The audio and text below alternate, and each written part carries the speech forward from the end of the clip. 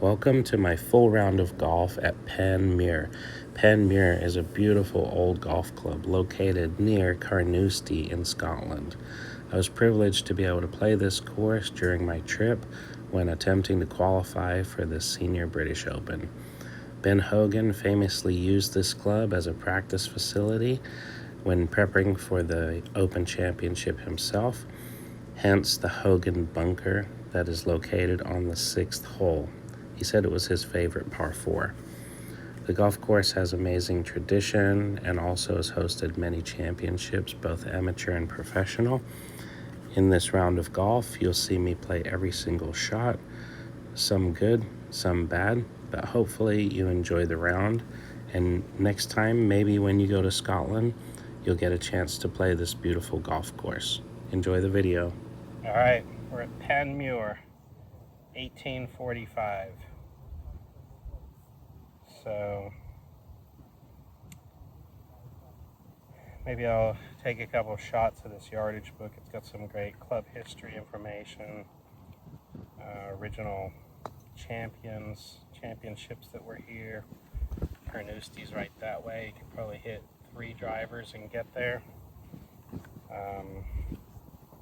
Lots of cool information in the yardage book and the pictures from the clubhouse. Maybe I'll edit those in.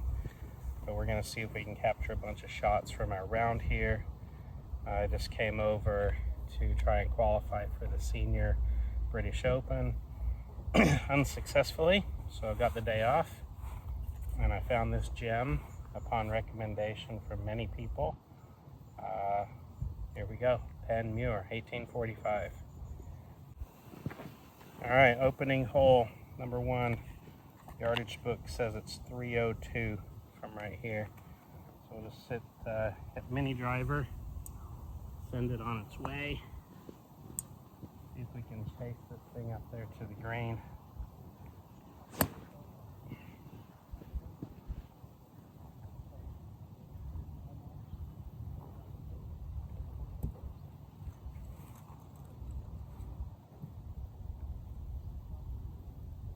I'll wait for the green to clear. I thought the gentleman was just walking off in the group in front, but he's parked his trolley.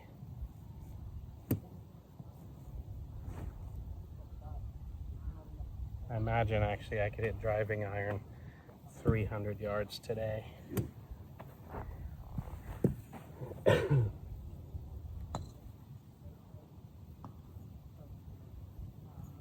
I think we'll give it a go.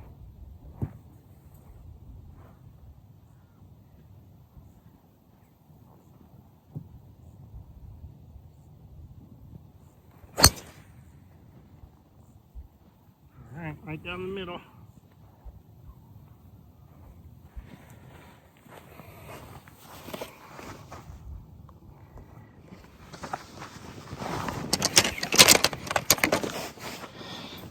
I think I'm actually gonna try.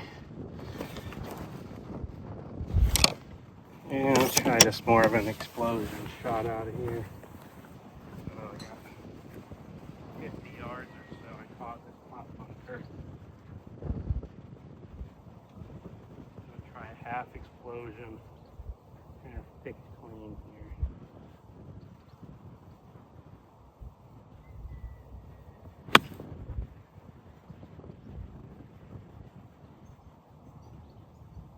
Alright.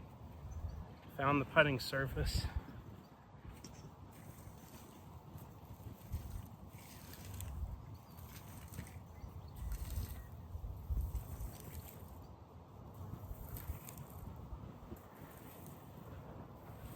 Not bad.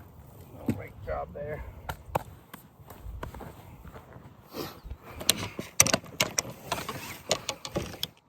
Actually, pretty good shot. Hit it to 15 feet or so. It's cool. At this old building, there's the clubhouse, these pop bunkers protecting the green. So take the putter, head over here, give it a go for birdie. See if I can figure out this tripod.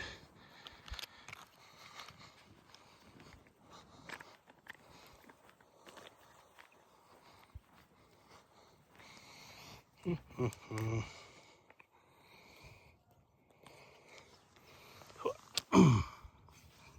actually not bad.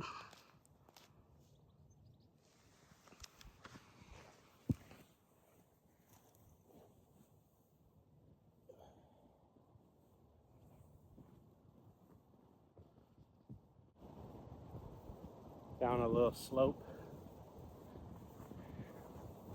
It's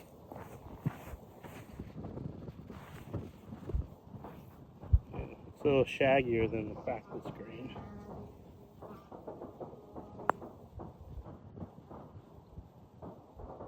Hey, that's a birdie.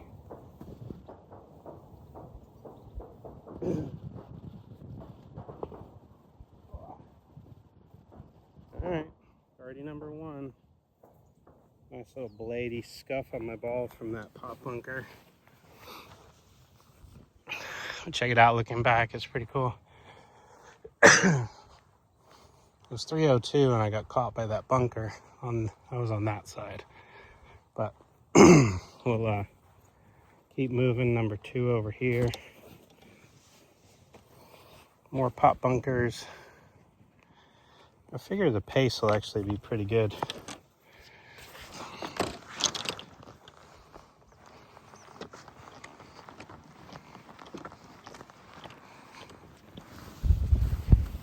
All right, we'll figure out this tripod as I go. Magnetic tripod on my club there. Pretty slick. Birdie on number one. Now we're going to number two. 488 yards from the backs here. Par 5. Stroke index hole 11. So pretty straight away. 290 yards to the bunkers on the right and left. Send mini driver down there again. As we wait for this gentleman, I'll tell you about the course. 17 gentlemen attended a meeting on May 3rd, 1845, which they agreed to form a golf club using the land as their course.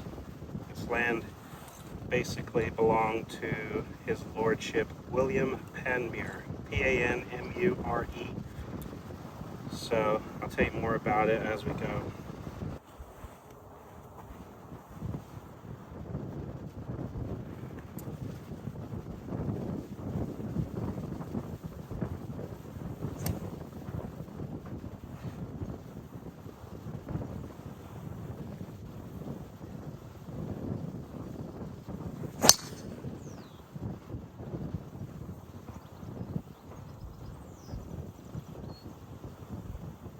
Alright, well, I don't know. Looks pretty good to me. Just down the left side, but I think it's past or equal with that left bunker. So, let's keep going. And I'll tell you a little bit more about this course as we walk.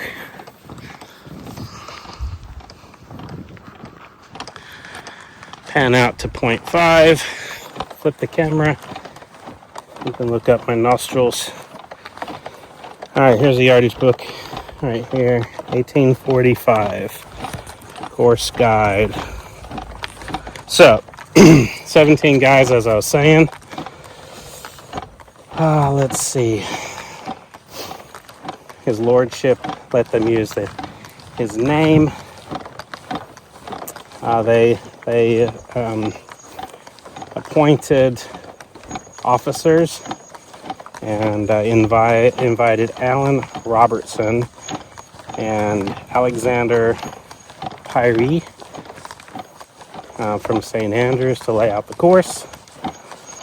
It extended to 10 holes only, and their fee was 30 shillings. Today's value, £1.50. I guess that was the fee to design the course. This course was in Monteith, Monteith, M-O-N-I-F-I-E-T-H, Monteith.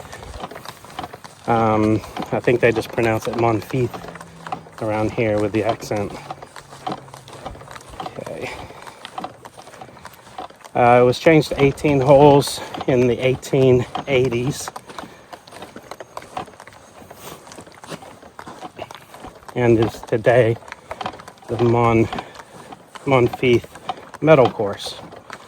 Panmure members were conspicuously active. Their better players competed in prestigious tournaments, and Panmure was one of the 26 clubs who contributed to the creation of the amateur championship.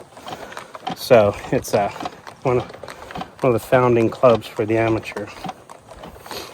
The course itself grew busy, with clubs becoming based at Monfils.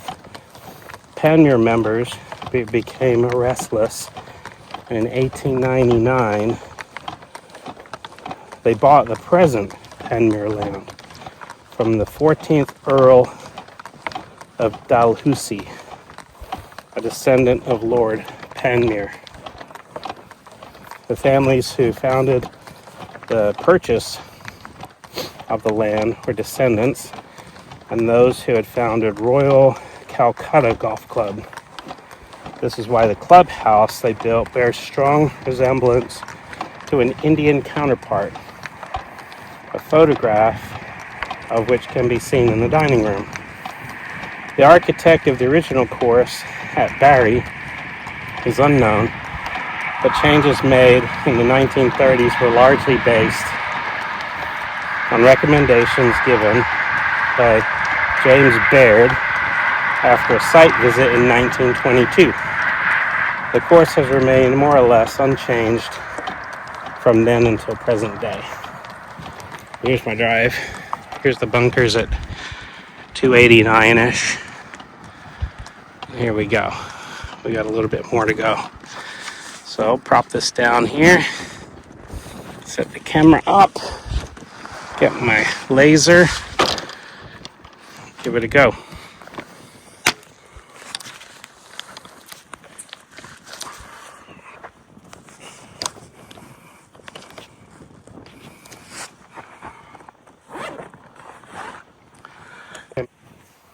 All right.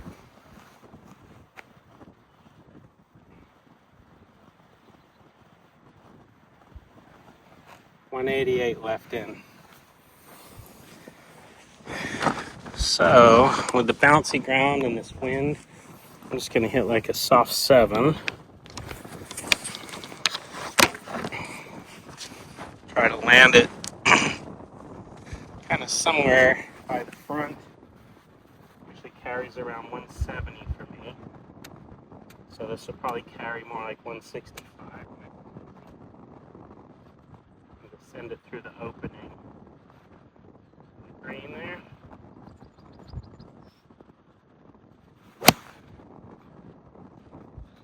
Wind hit it a little.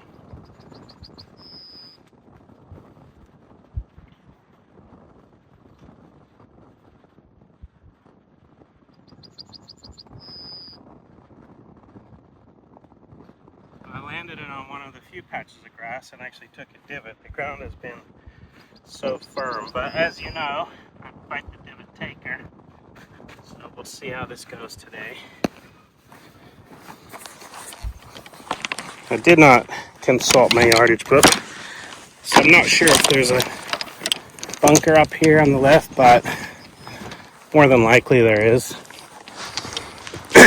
But this is the links land, right? So if you see those hills over there to the right, that's inland. So we're in Scotland on the east coast, and that's the coast over there, just past those trees. And then that's where the hills start. So the links land connects the heathland, or the heath land, right? It's where the heath and the gorse and all the more substantial vegetation, bigger trees, forest, pines, all that kind of stuff. That's in the heathland. And then this is the linksland. So this links the heathland to the ocean, basically. And this is pretty flat, very sandy soil, very deep sandy. you know, it could be duney along here, it could be sand dunes, could be all kinds of stuff, but it's what's called the links land. So we're on the links right now. Looks like this person here is coming out of their backyard. We got people over in the field. I'm not sure what's going on. Anyway, as you might expect, another pop bunker. It's probably where my ball went because I was trying to bounce it short, but I had a little bit of wind off the left. It didn't really hurt my ball. Very characteristic of a Callaway ball, actually. Shameless plug for Callaway. But now I've got a little splash out, bounce up shot here.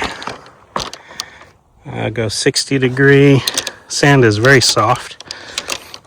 So we'll give this a go. I'm not going to try to fly it onto the green because it is still pretty firm. Stick my camera here. Give it a shot.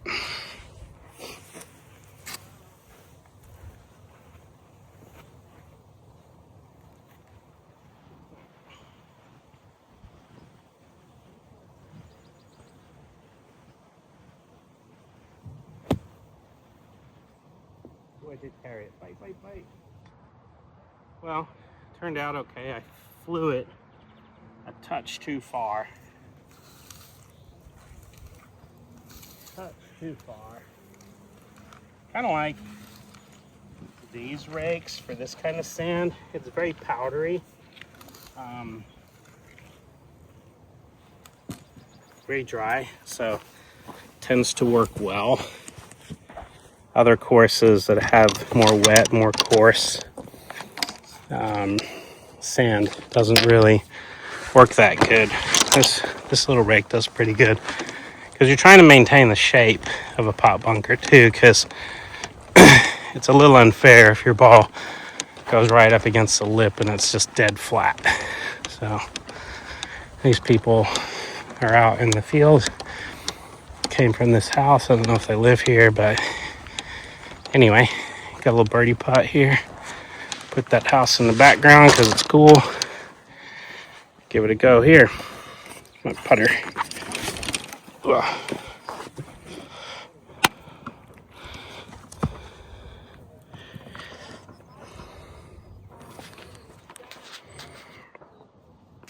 I don't know if I'll edit.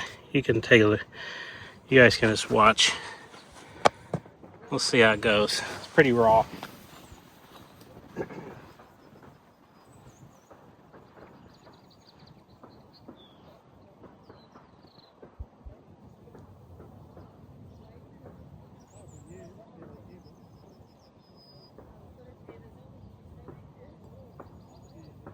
Ooh, did have a little break to it. Little break. All right. Par.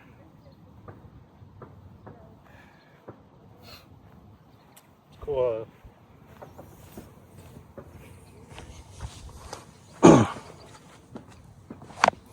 Did not play enough break there, but anyway, so we'll pause.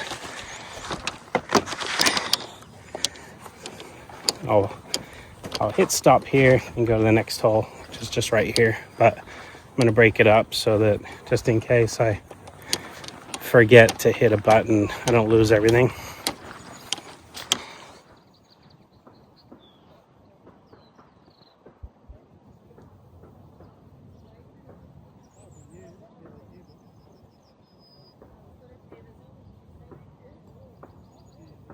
Ooh, did have a little break to it.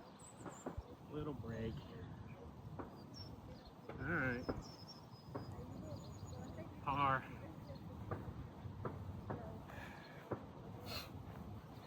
Cool.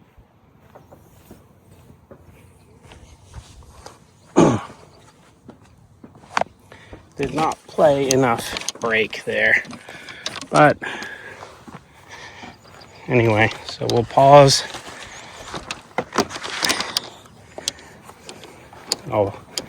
I'll hit stop here and go to the next hole, which is just right here, but I'm I'm going to break it up so that just in case I forget to hit a button, I don't lose everything.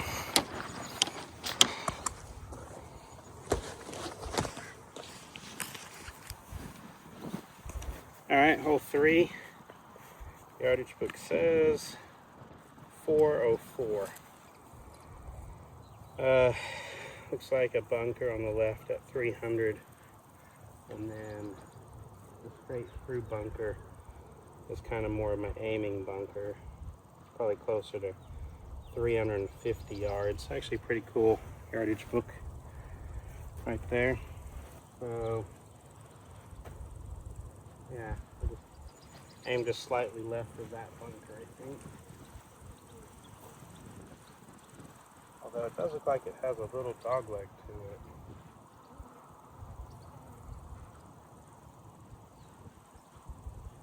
Yeah, actually, so the bunker straight away at 300. Anyway, we'll figure it out when we get up there. It looks like it's supposed to go to the left, but it might actually go to the right.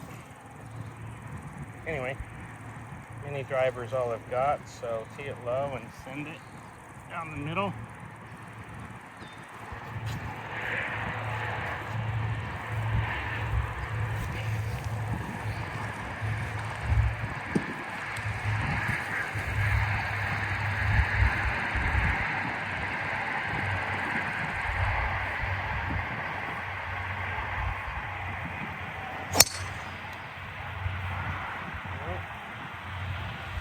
Straight at that bunker, which means it's probably in it, but that'll make for more entertainment.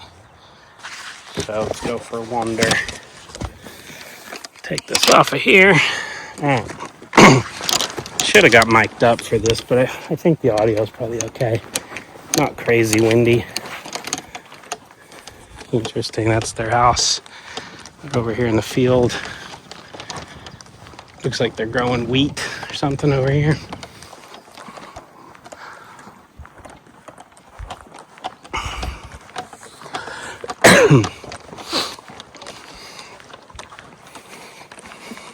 There's the green. Looking back. Hello.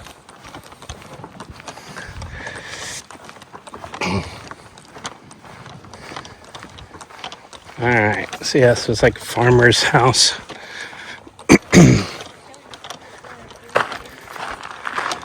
Going across to the field over here.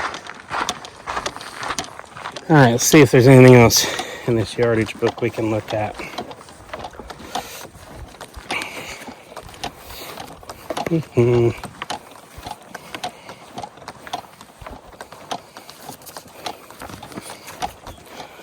Alright, championships.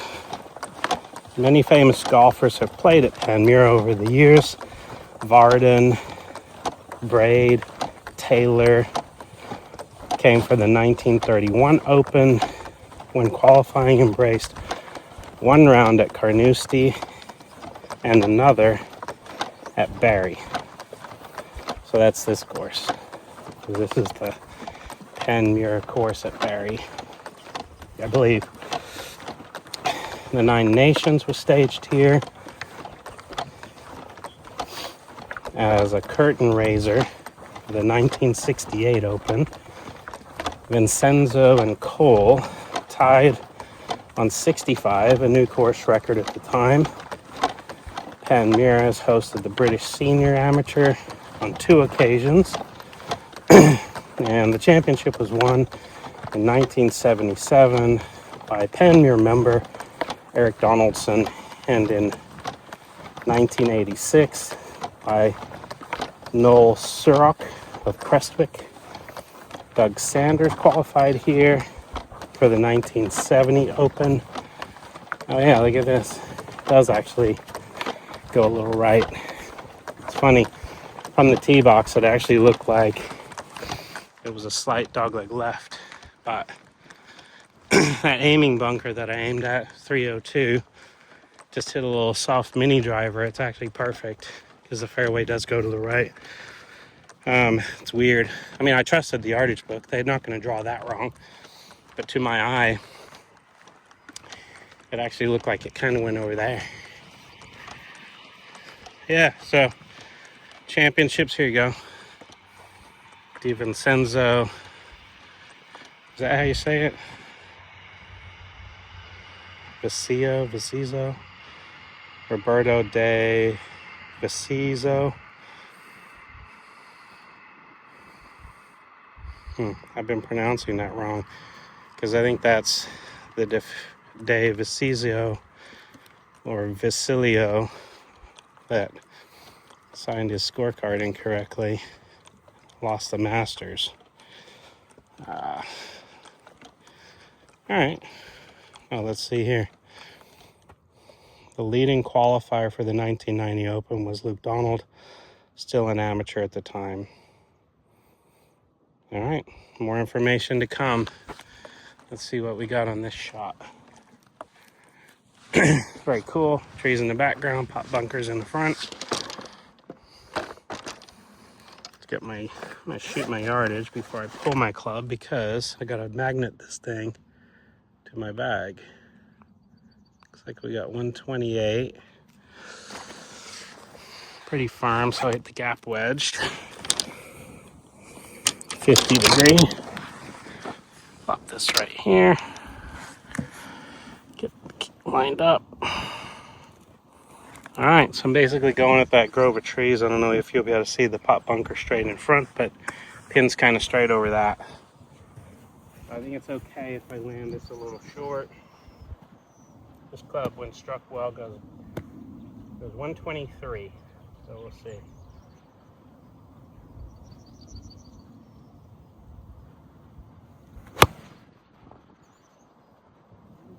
Great, hang on. All right, looks pretty good. No big divot. Pretty firm ground here. Got some more farmland over there. This is that aiming pot bunker. Looks like somebody was in it. Who knows if it was a drive or not.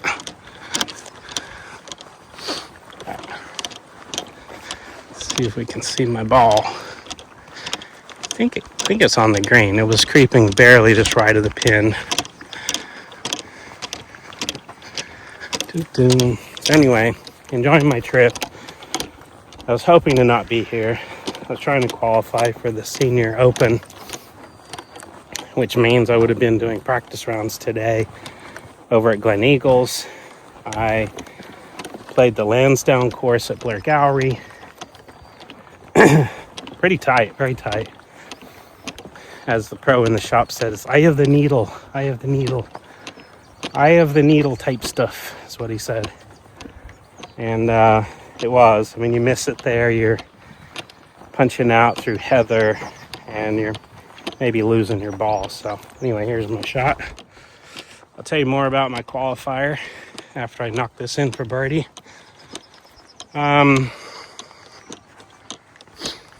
Just it's typical qualifier, but I'll tell you some stories about the qualifier as we go.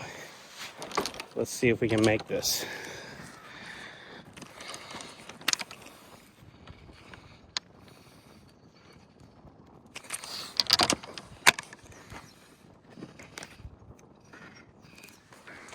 All right, tricky little one. Up and over this ridge. We gotta go up here. Go out here. And back down.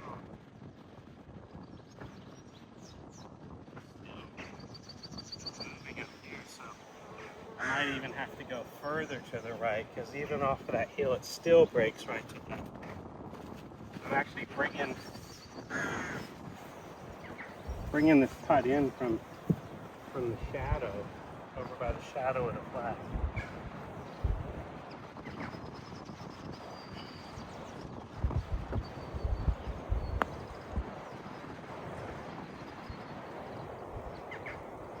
And it's not bad.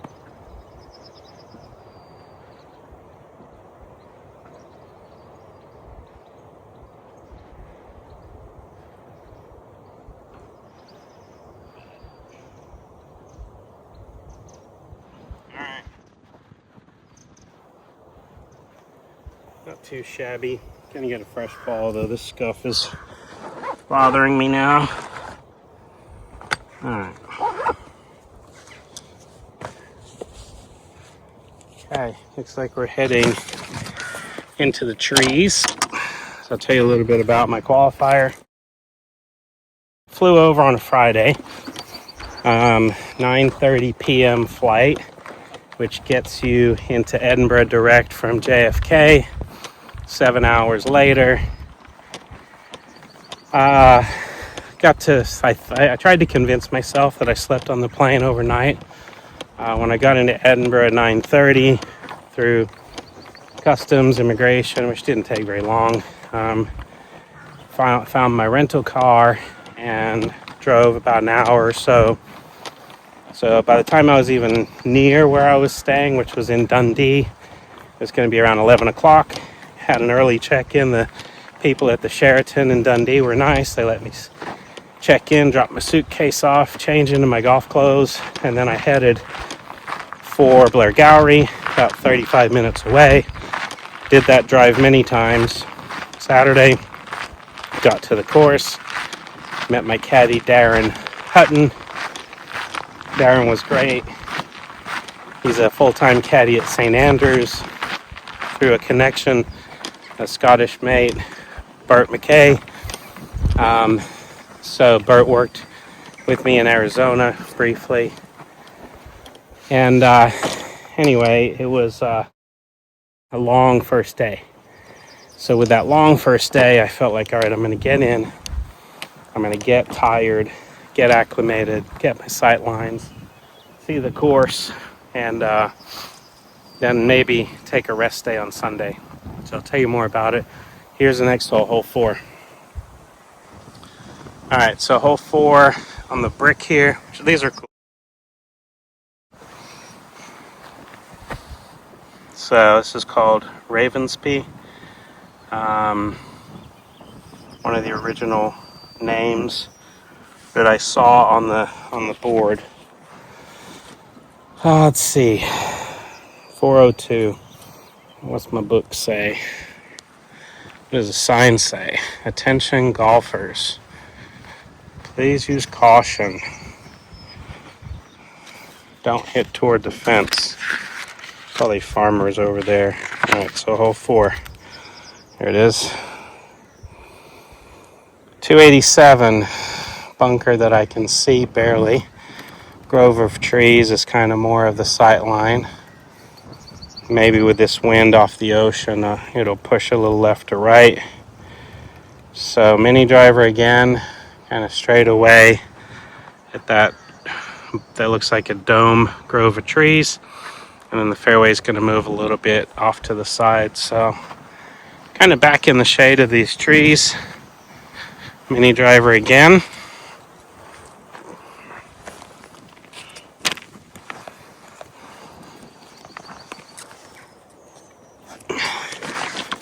Magnet dealies working pretty good. Try to set it up in such a way that it's level and you guys don't get dizzy watching me hit shots. Alright. Little baby fade. Kind of at that opening through the chute of trees here. Right at that opening, maybe just a little cut to it. Get on this tiny little par 3 nub of the tee that I have. Over here a little bit more. Little cutty squeezy, almost hitting it off the deck with a tiny tee.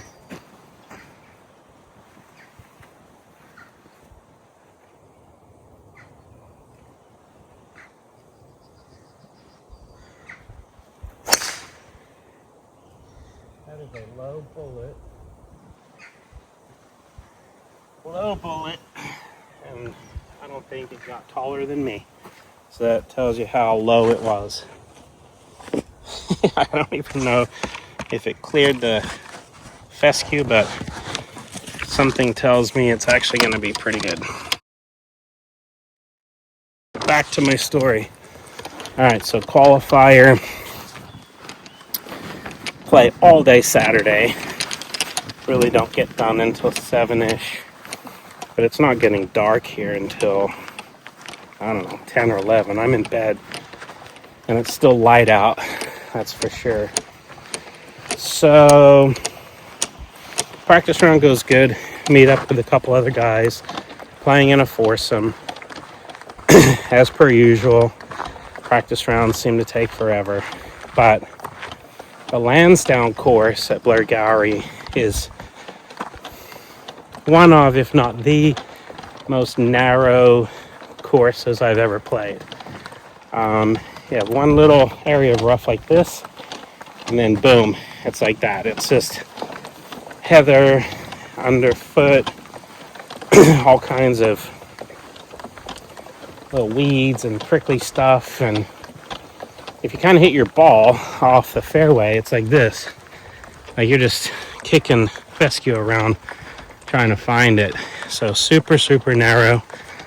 So I'm trying to determine.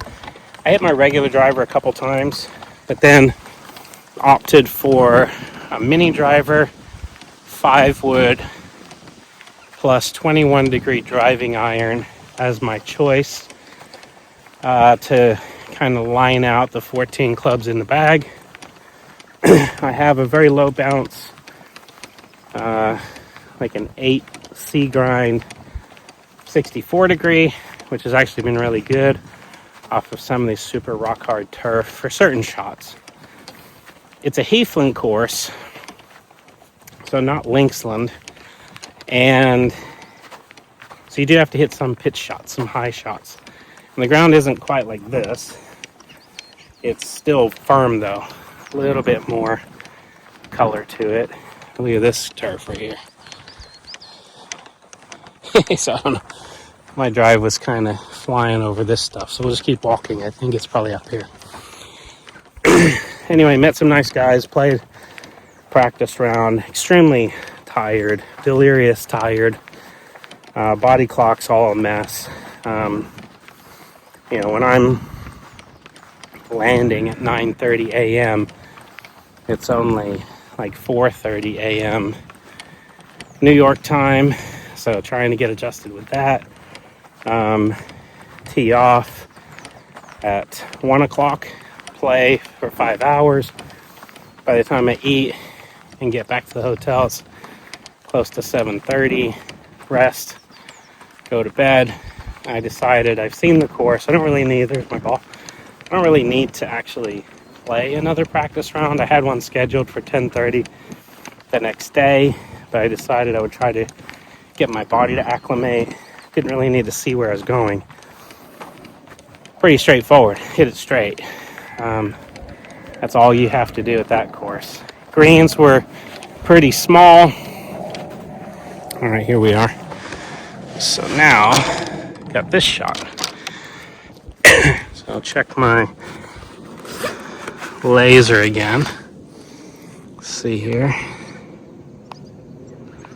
All right, 147 from where I'm standing, so about 142 to the pin. Looks like it's tucked over a pot bunker. So I'm going to try to fly it all the way there with pitching wedge. I got a little bit of a firm lie, downwind.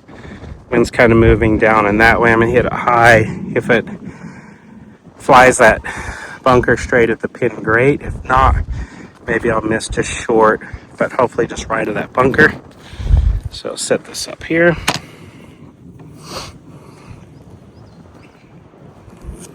Okay. Big pitching wedge, 142 pin. Trying to land this 140, 38 to 140 over the bunker, right at the stick. The wind, if anything, should push it to the safer side. So it should push it slightly to the right.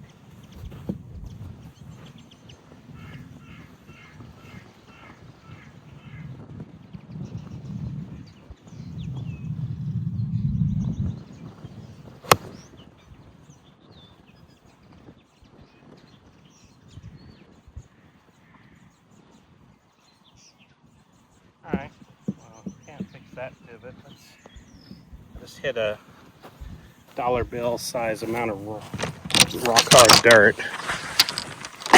That's fascinating. Look at that. Boom. It looks like it landed on the green. So anyway, got my bag set up at mini driver plus 5 wood plus 21 degree driving iron to kind of get me off the tee, and I used all of those. So I did a really good job of selecting my clubs. On Sunday, got up, tried to just pretend I was living in Dundee, Scotland, have a nice little breakfast, get my body ready. I got up, normal time, 6:30, 7 a.m. I was a little bit rough, to be honest. So like 7 a.m., that's like 3 a.m. body clock. So, but I pushed through and had my breakfast, did all the things you would do, normal breakfast morning, hanging out, looking at emails and all kinds of stuff, and then decided, all right, get myself together, head to the course around 11ish, and go and chip. The turf conditions here are, as you can see, very firm. So you're trying to hit certain shots that, really you don't get a lot of. Even in the Heathland courses, the turf was so firm. And the greens were actually pretty firm on the chip. So I'll tell you about that after I make this birdie putt. All right, so I'm right there. Set this up here. Nice view of the pot bunker. Revetted faces, pretty cool. You don't see this anywhere in the U.S. really. Big tier actually right here. My ball I think pitched right in the hook. No, somewhere in here. I think I have anything on it. I don't need to clean it. Uphill, right to left a little bit.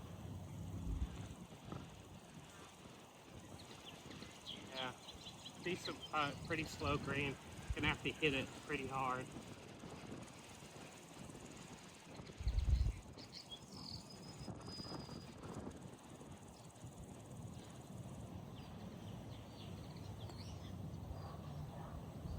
That'll hit it a little too hard.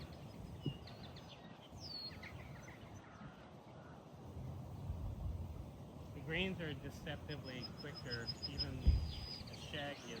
they are. Ah, great putt.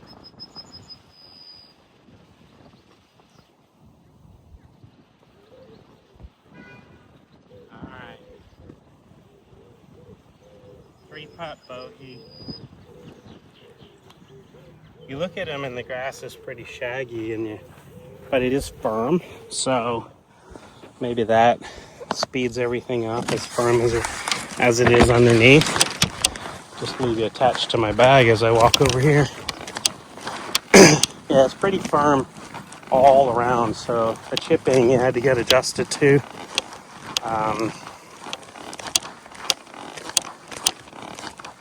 Alright, spot down here. This is a cool looking par 3.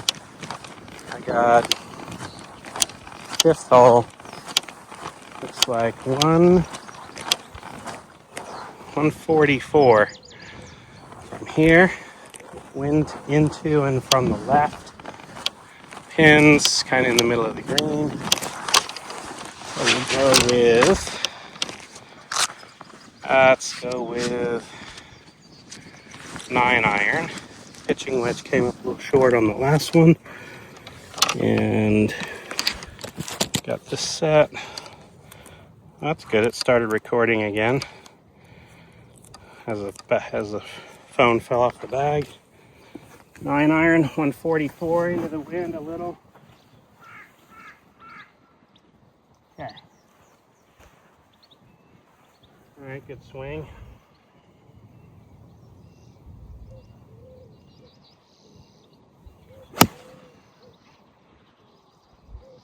Going right at it.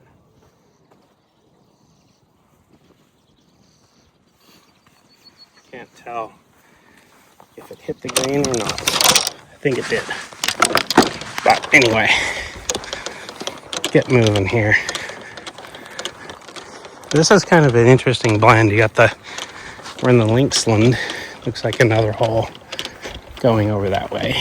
I think I'll see that in about 2 holes.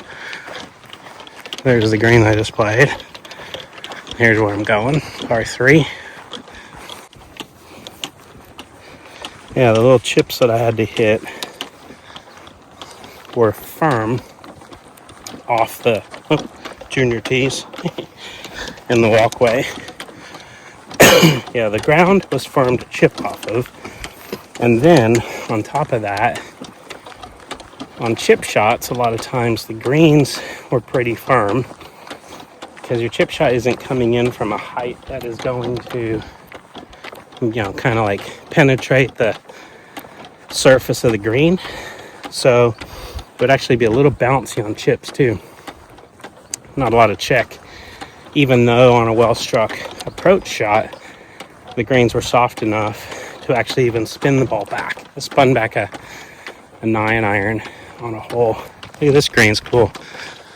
Kind of almost like a little bowl in the middle, but lots of contours in this green.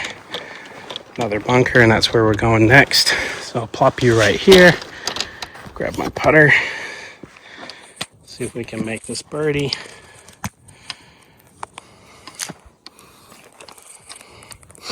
There we go. 30 odd feet.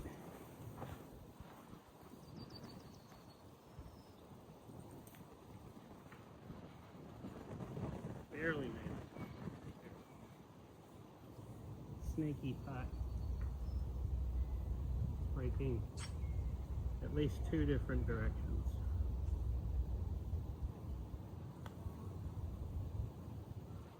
Double back. Oh, triple. 3 breaks. Right to left, left to right, and then at the end, go to right to left.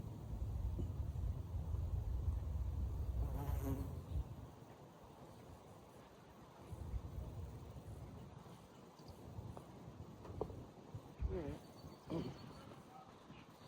2 putt par. On to the next.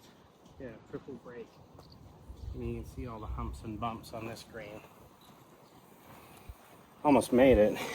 It was tracking. It was a triple breaker.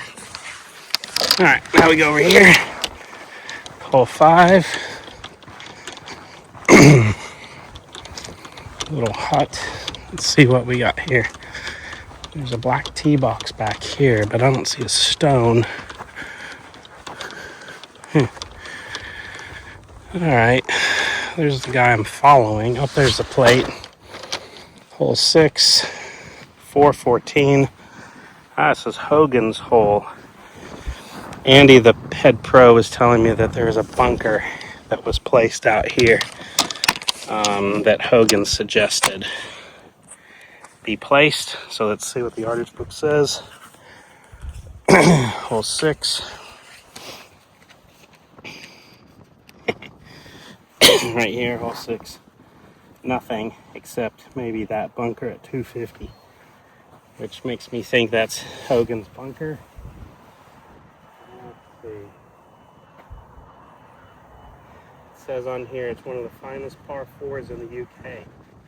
A blind double fairway awaits. Try and avoid the famous Hogan bunker, front right of the green. Okay, so that's the one that's up by the green is Hogan's bunker. Alright. Oh, I see. So the fairway is the first part of it, but we gotta stay to the left.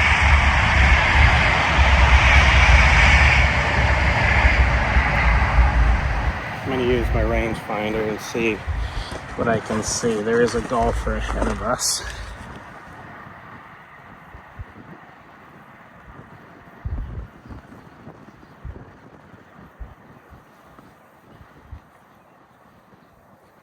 Looks like he's playing up the left fairway.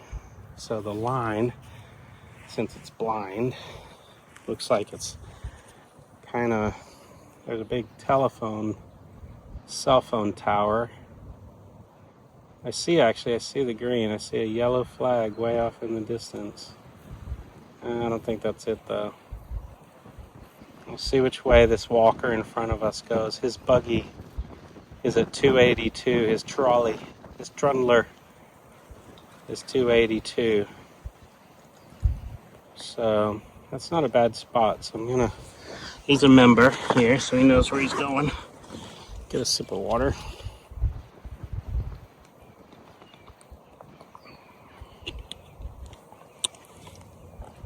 When he gets out of the way, I'll send one down there.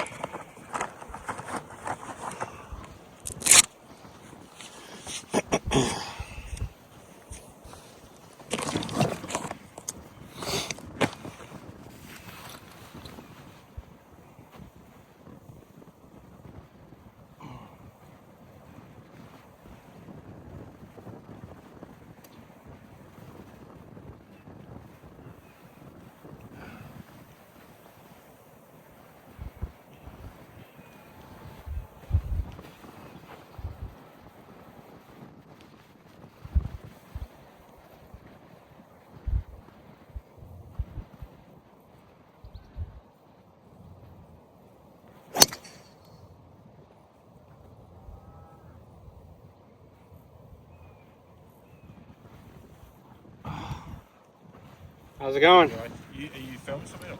Yeah. You want? Well, up to you. There's a single in front and two kids ahead of him, and then a foursome ahead of him. You want to play? I don't know, filming if you're alright with that. Yeah, if you're okay with me filming while we're playing. Yeah. I'm Craig. Yeah, Stefan. Stefan. Nice to meet you. Are you a member here? No, I play here a lot, but my club has a reciprocal with here. Yeah. So that's all. Sure. Yeah, what teams are you playing? I'll come off the. Yeah. Okay. Go for it. And then, I'll let you do your stuff with the camera. Yeah, I've come from the States and might as well use my time wisely. You played here before? No, first time. I can show you around a bit. This is probably on the best hole. So. Alright, so Hogan's hole. In 1953, the great Hogan spent 2 weeks at Panmure prepping for the Open Championship. This hole was his favorite. They added a pop bunker by the green. Perfect line over the white marker stone. Where's that? Oh, I see it. Actually, I'm not too far from that. Whew. Yeah, you don't want to hit it in this stuff. This is as tall as me. Yeah, I played Blair Gallery.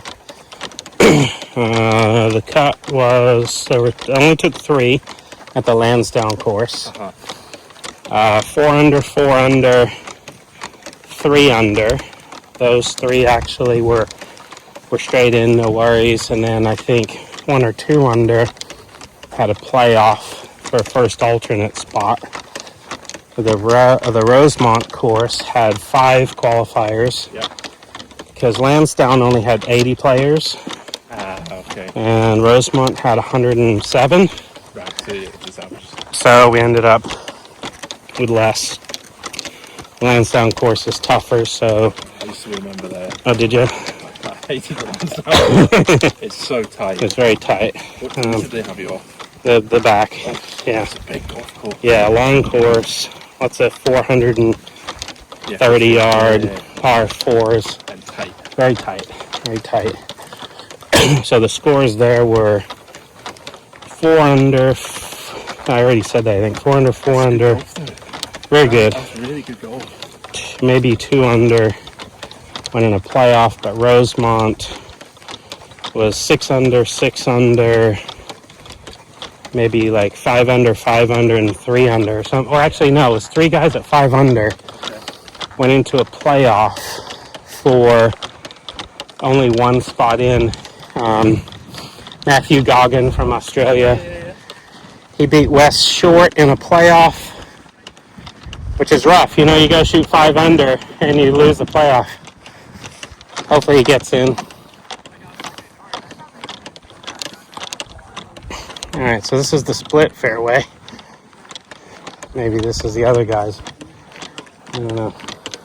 Is this you? I think so, sorry. No, no worries. Looks like you got a good line. Yeah, I missed right on the next one. All right, there's my ball. So we got super firm fairways. That's the split bunker, which you can't see any of this. And you can kind of see where the green is. There's one there. I don't know. There's two actually. Yeah, this might be you. Somehow, you had a perfect drive. Is that you? Cool. All right, this is kind of crazy. This is the middle of this very narrow fairway, and I'll zoom into the green. Look at that. There's the pin.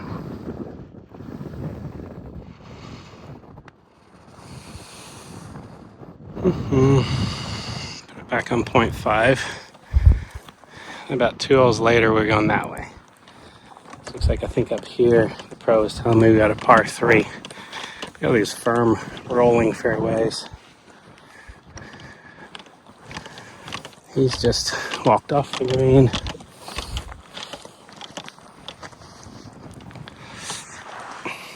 Nope, he's not off the green. He's chipping.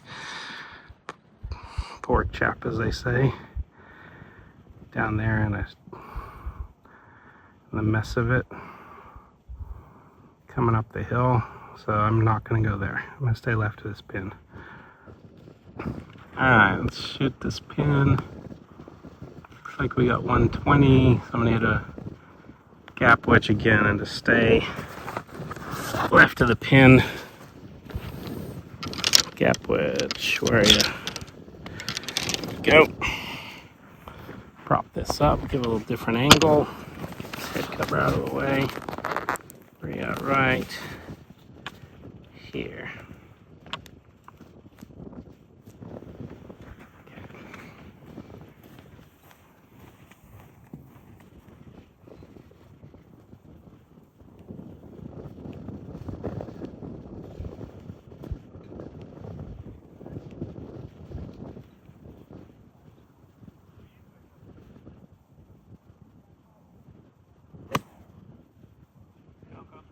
Hogan's bunker, here I come. Let's see where it landed. It's going straight for Hogan's bunker. So we'll see. Apparently, he recommended this bunker be put here. He said it was a great hole, his favorite hole, but he needed a little added extra. I played a course in Victoria Island off of Canada. Oh, right, yeah. Vancouver Island in Victoria, and there's a hole there that Hogan says is his favorite par 3. Okay. And it's actually a par 4 normally, but they put a tee box in apparently because Mr. Hogan wanted to play it as a par 3 instead. So if you wander off, I don't remember what hole it's really, really cool. If you wander off down the fairway of a par 4 to the right, you find like this little hidden tee box. Nice. And that's Hogan's par 3. Let's see, hopefully I'm in the bunker actually. I didn't want to be off to the right. Yes, all right, that's good. I think Hogan asked for this to be here so he didn't hit it down in that stuff. This is easier than that.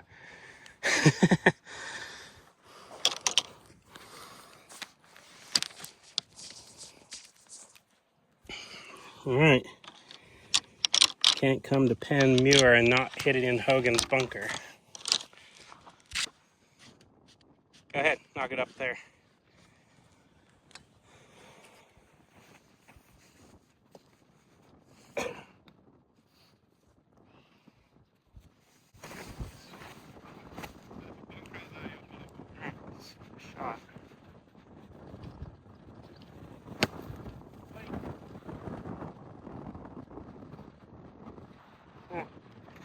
Came out a little hot. The sand here is definitely different. I actually prefer it. But getting out of the bunkers and getting different shots is so much easier. But you just don't have to hit it so hard. It's so fluffy. Whereas in the States, most of the time it's like compact and wet and that much harder to, like, bigger grains. Yeah. See when this gets wet, Oh, is it it's bigger clumps. like mud? So you have to. Yeah. It's almost the opposite in Oh, winter. gotcha. That makes sense. But you're right. I prefer this. Yeah, I mean, it's a little softer and fluffier, so you just forget you don't have to smack it as hard.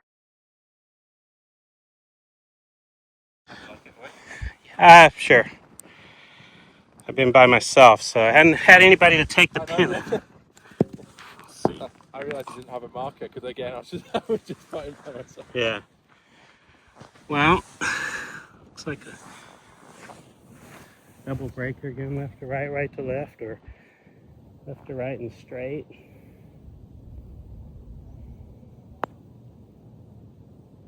Go.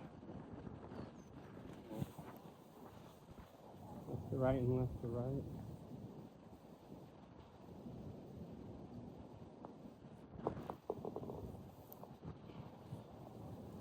Yeah, the greens are interesting too because although the grass is longer, they still roll okay. And they're firm. Yeah, they're so firm.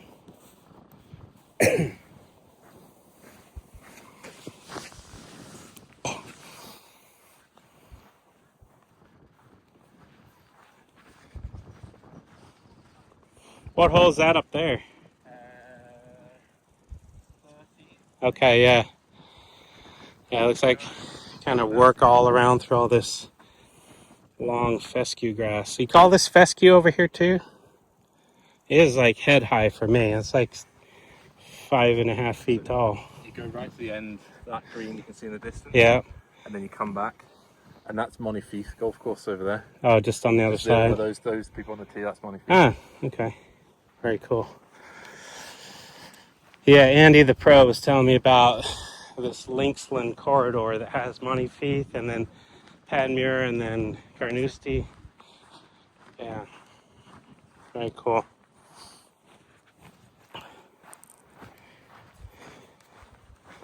Yeah, so I played yesterday. I had 3 or 4 birdies, 2 doubles. In the trees, you can do that. Yeah, I was unfortunate. I had 1 3-putt bogey, but you know, they use these fat flag sticks too, and I had an eagle putt, went right up and hit the pin and kicked out to 4 inches, tapped in for birdie. But I picked it on purpose. I picked the toughest qualifying site. I'm a strong player and a good straight ball hitter, and for some reason the swing just wasn't quite there yesterday, and I blame the jet lag. Yeah. When did you land? Well, I got in Saturday morning, so I played all day Saturday. Oh, wow, okay. I took kind of Sunday as a practice day. Yeah. And then teed it up Monday. So today actually I feel the best. So I think if I do it again, or when I do it again, One day early. I'll even come, an extra day, because actually I could have come. Which way do we go? Oh, we could just go back that way. Okay. Yes, you do. You go up, down. There's a lovely par 3 there. The guy's on the par 3. Okay. And you go around. Yeah, it's Nice. Yeah, I think if I do it again, or when I do it again, I'll either just come straight in and play the next day, or I got to give myself another day, because day 2, the actual day that I played Monday, that's when I felt the worst. I had the worst night's sleep. Last night, I actually went to bed and woke up with the sun. yes. Normal. So probably better to add another day in the beginning. I added this day because I was, you play these tournaments, you never know if there's going to be rain delay or play. It's rolling. Yeah, this grass is something else.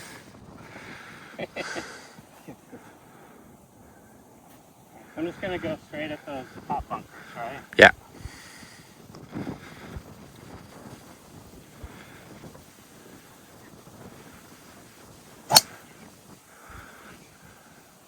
Perfect. Should be good. You got to bring extra tees. Yeah, Come to you Scotland as well, because Did you the ground is so firm. was quite good. Oh, look, he's doing a Bryson DeChambeau. Did you see that? He's stomping around in the fescue. Poor guy. It's a huge tub of teas. I only take 5. Like you don't want to take them big. Yeah. Or to be honest, sometimes I just use the little ones. Yeah, the par 3 tees. Look, I have like these little half tees. We have these really good half tees from Westchester, and that's what I use just there, and you just snap them off. Ugh. Is that that United flying to Newark? I just do Delta. Oh, cool. They go from Edinburgh? Mm-hmm. Oh, right. Yeah. Not bad. I'm flying United. Actually, pretty small plane. Yeah.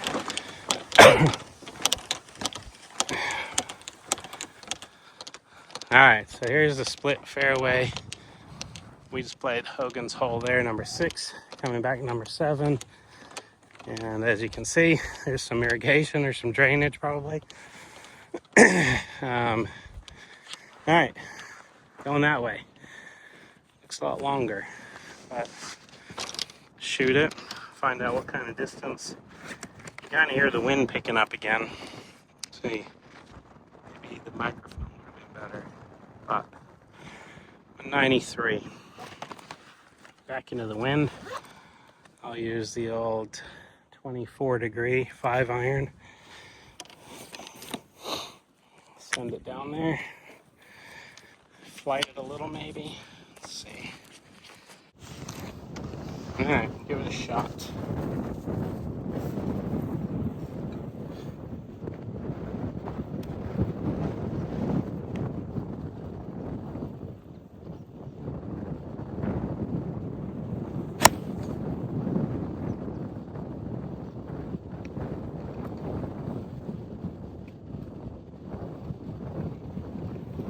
I don't think these divots grow back, right?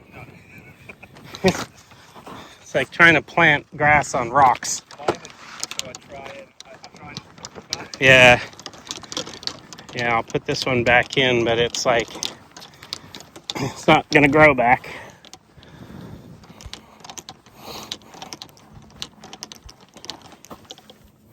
There you go. Yeah, pro. Yeah. Oh, nice. Yeah. I'll be good. Yeah. Yeah, I teach at Westchester Country Club. I've been, 30 years as a golf pro now, and been fortunate to work and coach and manage some really nice places. I was a head pro for the last 4 months of the winter here, or the Australian, New Zealand summer at Cowrie Cliffs. Oh, wow. So I was head pro down there, and Done that for a while. I've done different seasonal type jobs. One of the guys I did in Philly was out there at Campus Sport. Okay. He's a Lanark now in Philly. I don't know. I only did the 1 year or the one season. Oh yeah, I think he was there like 10 years. Yeah. But it's just for me, I still like to compete. And now that I'm 50, coming over and doing like a senior U.S. Open qualifier is pretty cool. Do you know where his next is? No, haven't looked. But more than likely, I'll figure out how to get back again. Yeah. Well, it's a cool top bunker. These bunkers are really cool. Where'd you hit it? Not good. Not good. You carry on and I'll have a look. There's a train. What's that? That train runs all the way up and down the coast?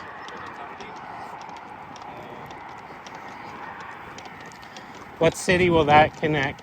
Aberdeen. Aberdeen to Edinburgh? Yeah. It was moving pretty fast.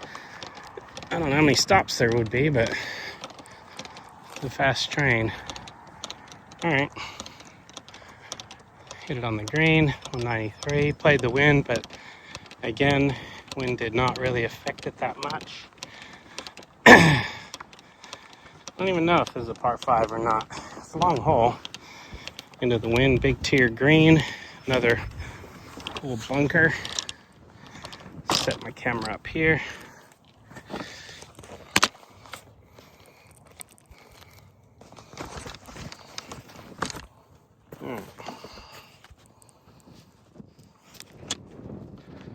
See if we can make this long putt. Look and see on the book. Is this par 5? Par 4. Par 4. Don't know if this is normal wind. That's the because it's a long. Oh, right, yeah. The That's pro the- said the wind usually goes this way. Fine. So that's the. Usually more helping on this hole.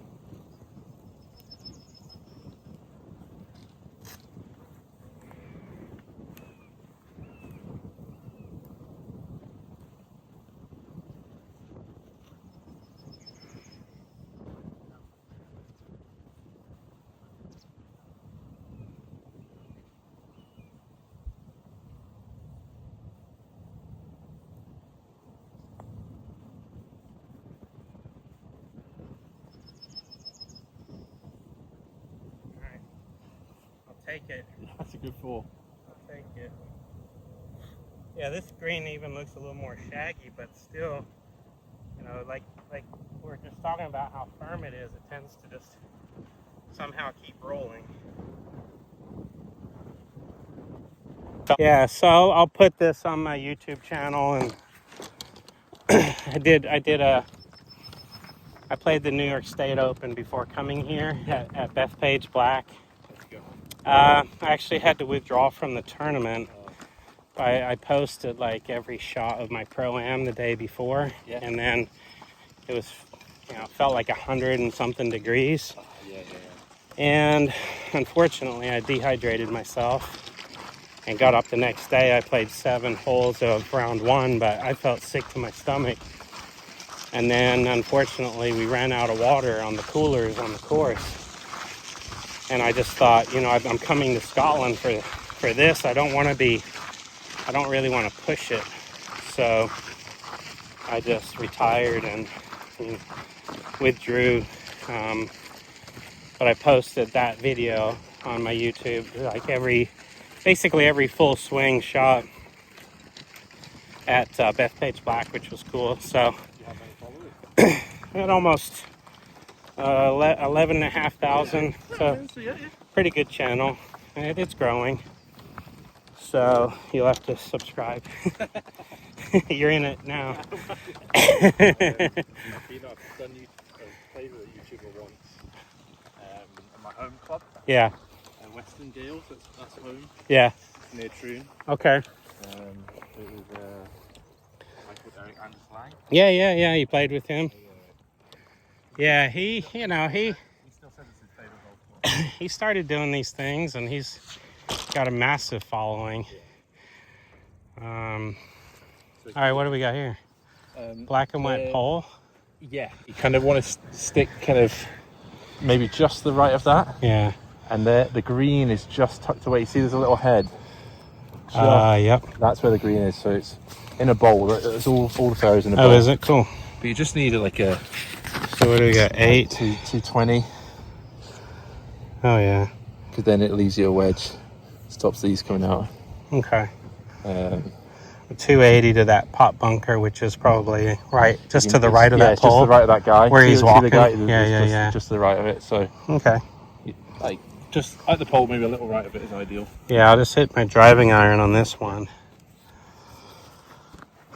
Yeah, I got my mini driver, and it, does pretty good, but that might be, looks like it runs downhill as well.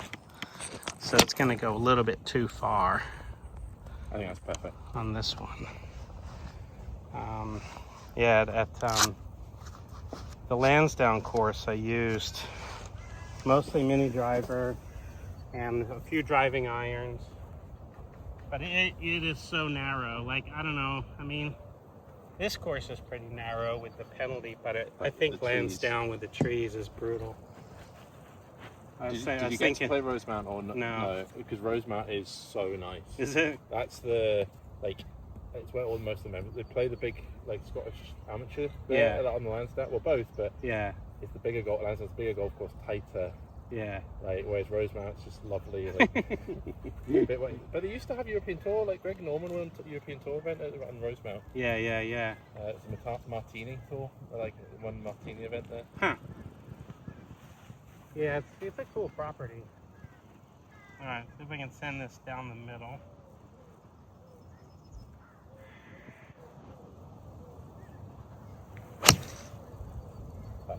Perfect. Pretty good. Yeah, when I was 12, my parents are from Scotland, so my mother was born in Perth. Yeah. Raised there with her 6 older brothers, and then they moved to Edinburgh. My dad, I think it was Dunfermline, and his dad, my pop, spent some time in Dundee. So it's just kind of like coming back to the homeland, you know? And they're all so close. Yeah. And so when we took a trip when I was 12 years old, so, we're going back 40 years, we actually came and we played at Blair Gallery, but I don't remember what course. It was 1988. I don't know what course we played, if it was the Rosemont or Lansdowne, I don't know. I asked my dad, he can't remember, but I'm sure we got a scorecard. Yeah, that's what you need to dig packed them out. away, packed away in some safe spot. And so it was very cool to just be coming back for that. And obviously, the second course we played up here was Glen Eagles. So we played the King's course at Glen Eagles. And obviously I was hoping to qualify and then go on and play the championship. But it's kind of cool to be out here again. And, we went to St. Andrews in that same trip, but we didn't actually get to play the course. We were twosome trying to get on. Yeah, and didn't quite play out like we'd hoped. But I've been to St. Andrews 2 other times, but since it was just family reunion trips, and the last time we went to St. Andrews was on a Sunday, so everybody was out walking their dog and hanging out on the course. And I went to number 1 green, jumped the Swilk and burn.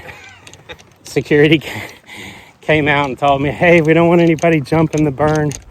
We don't want to waste the paramedics' time coming to fish you out, with a broken leg."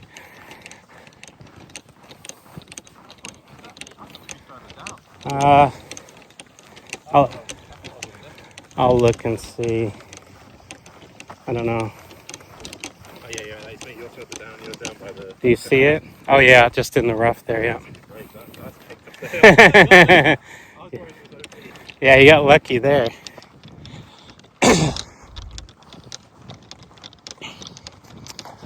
All right.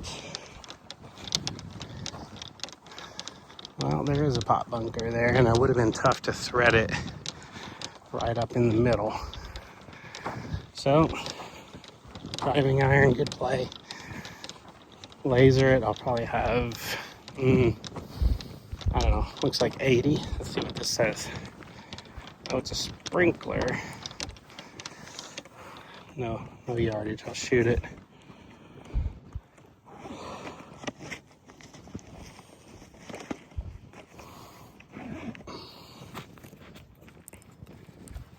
Glad we got lasers these days. I don't know why every tour just doesn't let you use a laser. Just speeds up everything. All right, let's see. I got 93. So, over this bunker. Yeah, basically just over the right edge of it. 93. Just hit a big 60 degree.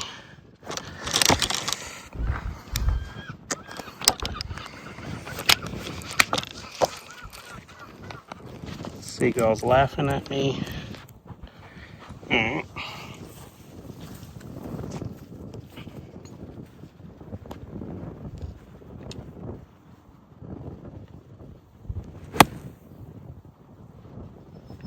Right. Okay. Yeah, sure. Thank you. Oh, no, no, just came to qualify, and then I was hoping to be obviously at Glen Eagles, and I didn't even plan today. I actually drove over to Carnoustie and was like, hey, can you get me on? They said they were pretty full, so they recommended I stop over here. This is, to be honest, like Carnoustie is great, but this is really like proper members club. Yeah. And like I only booked the seat time today. Because I'm looking after my parents, so they live near Glengarry. Oh, okay. And I've been doing I've played 3 courses. Mm. And then because my club's receptive, I was like, I'll just see if it's a free slot. Yeah. Yeah, they just emailed this morning. They said, yeah, like 20 past 2 on you go. Love that. That's great. Yeah, no, it's Andy was great. He was at the qualifier too. Right. And yeah, feel very privileged to be able to play here. It's not something that you can just normally do. So I figured, like you're saying, it's a treat to play here where you normally wouldn't get to play, versus Carnoustie, you can book and pay for your time, If you buy yourself, you can buy that. Yeah, I bet. Yeah. It's amazing, but it's... Yeah.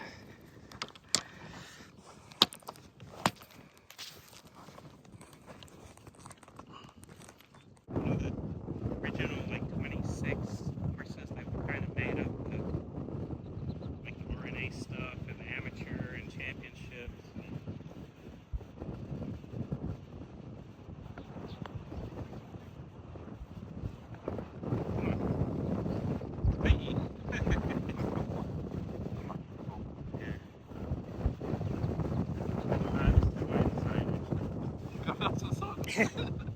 It's Sabre Golf. So 20, someone said, when did you get into building putters? And I said, well, I think I built my first putter in my metalwork shop when I was in 12 years old. Welded it together. And my parents, I think, still have it. But the Sabre putter, I really got stuck into it when I was trying to play full time. And I found that most putters, it was a really bad putter after long story, but really good putter in high school, good putter at the beginning of college, then went down a rabbit hole and never came out after college and into my young professional career, trying to figure out how to putt. It got messy for a while. I actually did what a lot of golfers do, which is like, I'm just going to be athletic, and I had set my hands really low, and it was a mess. So as I dug myself out, I did all the research I possibly could on Ben Crenshaw, Dave Stockton, went through everything I could do to figure out how to become the best putter. Figured out where to set my hands, the lie angle of the putter. And then what I found was the Scotty Cameron Circle T Golo that I had from competing. I had to de-loft at address, 4 degrees of loft, had to de-loft, press my hands, I had to raise my hands. The sole on the putter had a camber, so if you got measured to a 72 degree lie angle, how are you supposed to know it's 72 because it's not flat? So then this putter, you'll see, is like perfectly flat. So it's a perfectly flat sole. So that's actually 74.5 degrees. So when you set that down, it's flat. So it is actually 74.5. It's 500 grams in the head. It actually has 0 degrees loft. Oh, right, it's just flat. Flat. So normal putter has 4 degrees loft, which Yeah. means you have to press your hands and do all kinds of stuff. And so I said, I don't want to have to do any of that. I just want to set it down. The other thing is most putters are not as deep. Yes. So when you hover a putter a quarter to a half an inch off the ground, you don't hit the sweet spot very often. So I made this deeper so that when you set it on the ground, you keep the putter very low. You can hit the sweet spot more consistently. It's really interesting. So with the design, it's also symmetrical. So a lefty putter could just be Yeah, you can just move the... drilled in there. I can drill an angle. You know, I can put any kind of, I can do a straight in shaft. I can do a single bend like this or a double bend. I can do any configuration I want. But the whole process that I go through is full fitting for the player. Yeah. So when I fit somebody, I'm not just fitting them for a putter. I'm teaching them how to putt at the same time. So they get the full benefit. All right, I'm shooting 175. 181 to the pin from where I'm standing, so a little less. Need a 7-iron. Go for it. Let me get a drink of water. What is this? Are we on the outward 9? Yeah, this is 9. All right, so from the tips it says 180. Monument hole.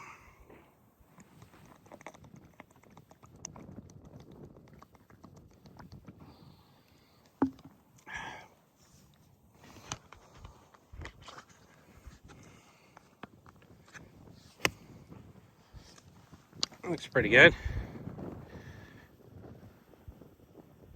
All right, putting. All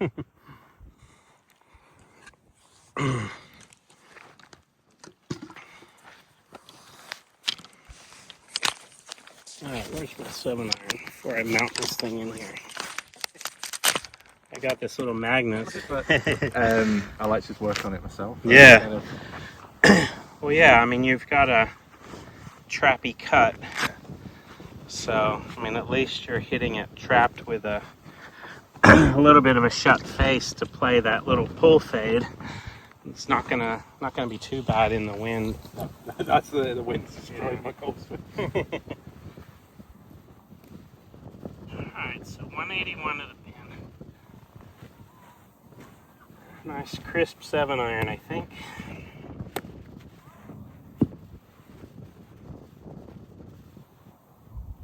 Hole in one. We're gonna call it. Hole in one.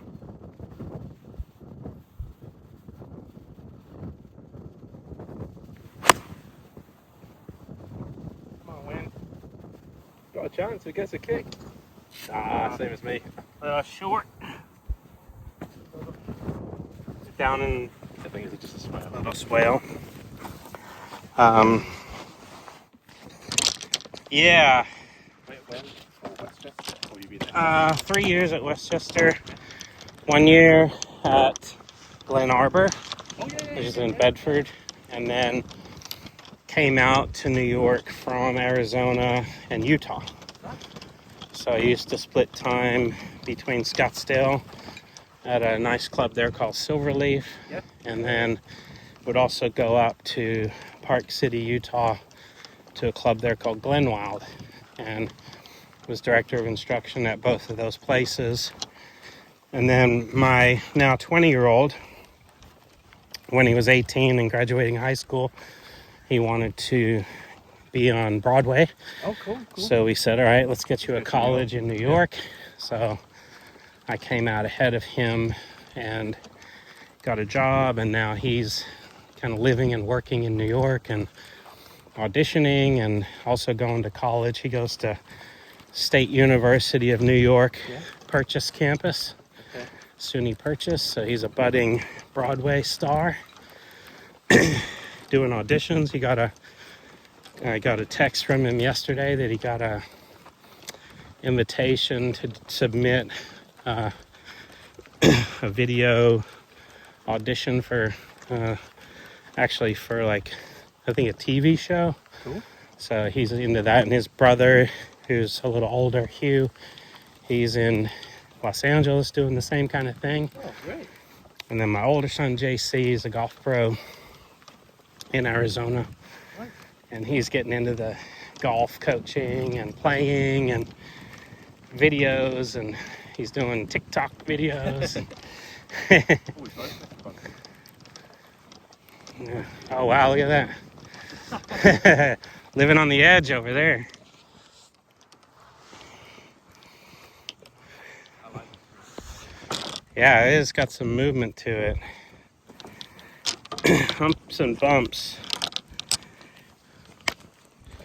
So classic choice of flip it up there with a wedge or putt it, and I am going to putt.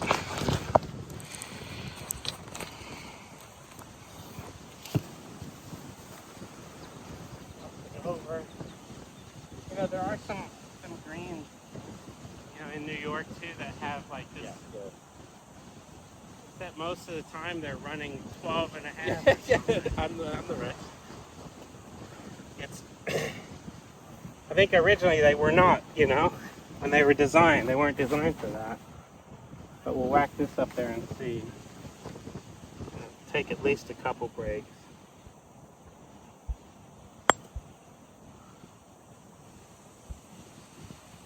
Ooh. I'll take that.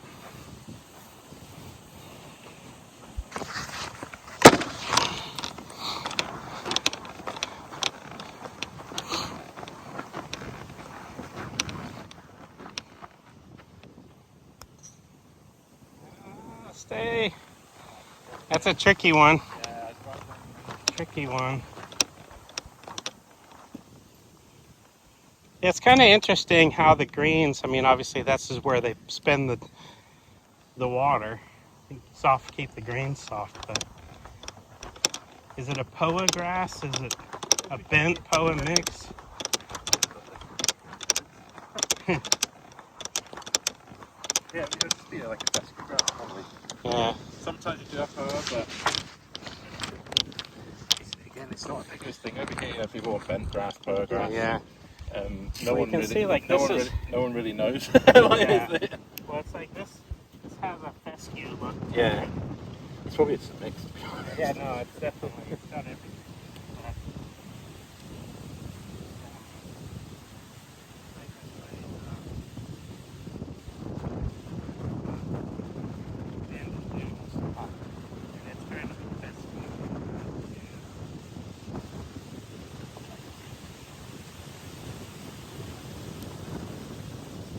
Probably the exact same grass that's in the fairway, it just gets more water, you know? Now it's like this stuff right here. It's like a fescue. It's so firm. And then you have this more broader leaf right here that's in there as well. I don't know if that's a bluegrass or a ryegrass. Probably more bluegrass than anything. Up the hill. Yeah, I mean, this green has, this is a cool par 3. 180 yards from back there, but so many humps and bumps and little bunkers and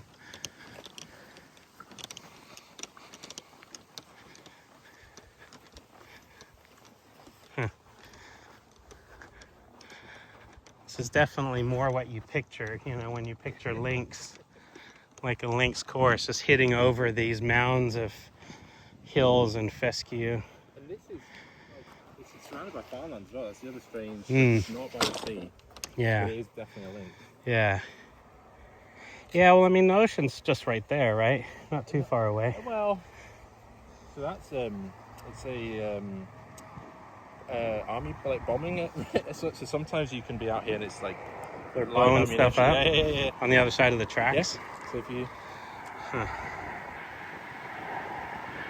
so see, yeah, that's like the barracks. Where is that?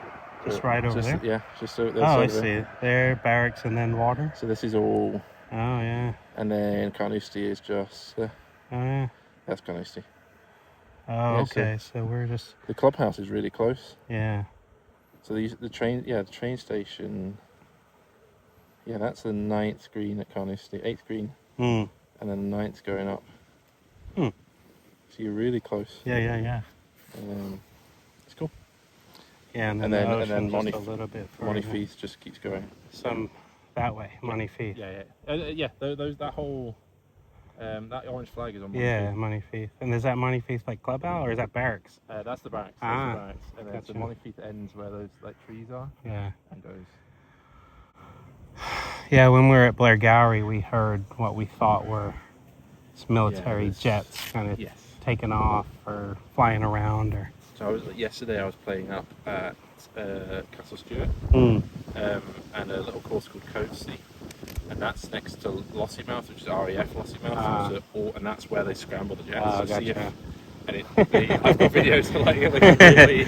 They're taking off from there. And they, So this is hole 10 now? Yeah.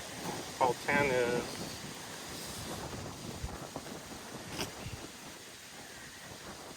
436 yards. It's called Luck Now. Good luck.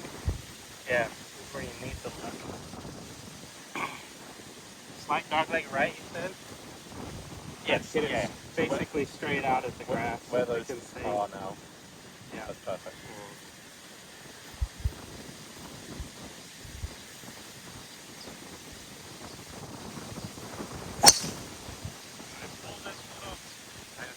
Right, going for that tree. Just hold on a second, let's see. Alright. Yeah.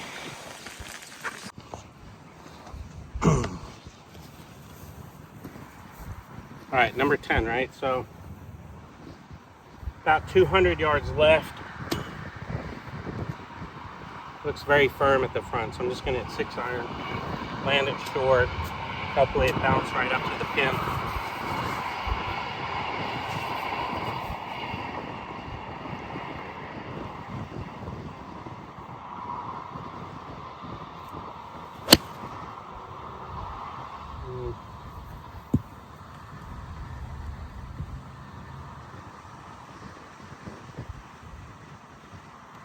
I think I was in 2 or 3 pot bunkers already.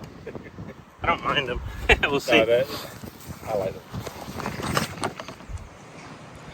Alright, this will be an interesting one. A little longer bunker shot.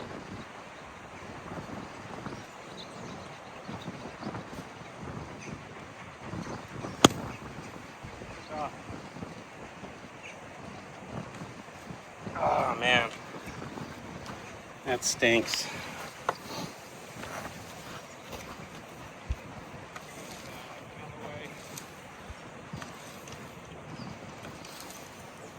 Alright, well, I don't know what number 10 is, if it's a par 5 or not, but let's see on the scorecard.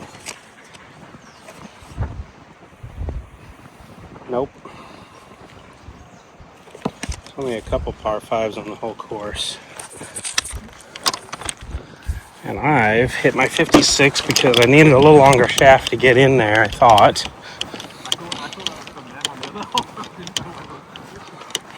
But I've picked it a little clean and flown the green. My 56 degree has more bounce on it.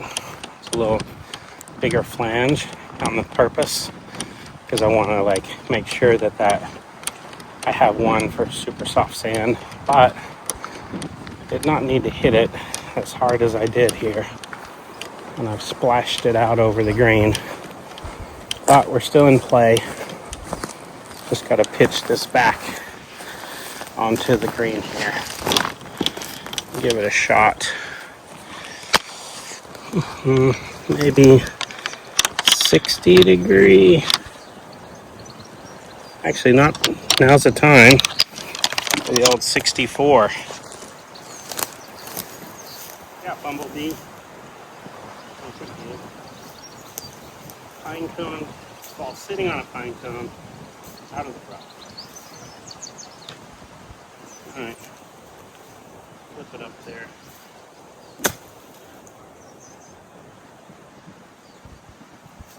too shabby. Good recovery. Pitch it out here onto the green. See if we can somehow make this putt. Nothing like a little adversity.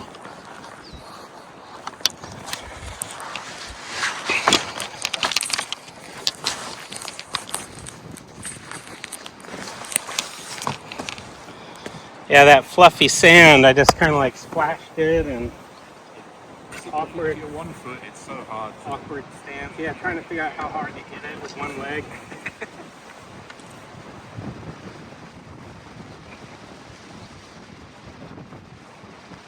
Yeah, all these greens that have these little humps and bumps everywhere. But it's subtle. Yeah.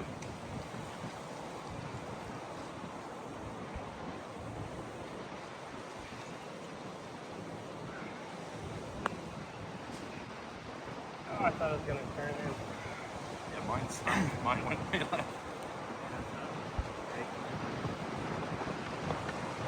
Alright.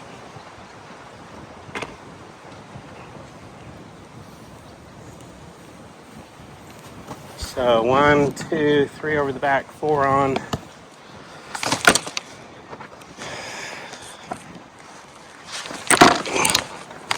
a hard one.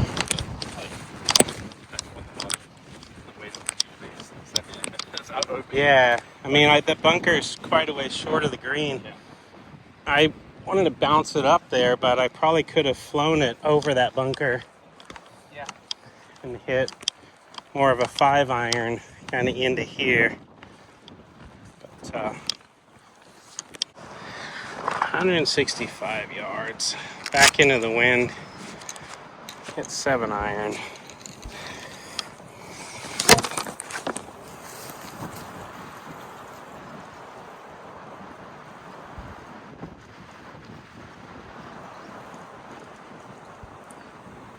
Kind of like a postage stamp green. Yeah. It's small.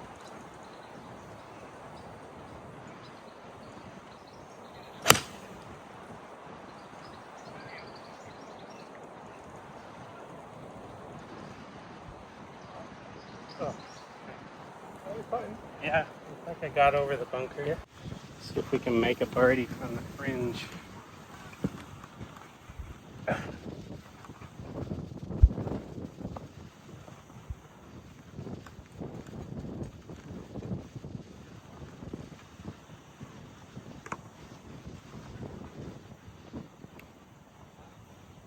It is deceiving. I thought that the bunkers were much closer.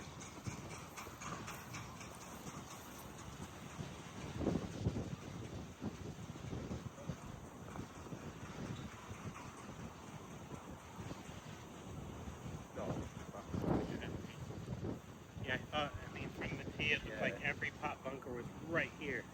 Like right up on the pin.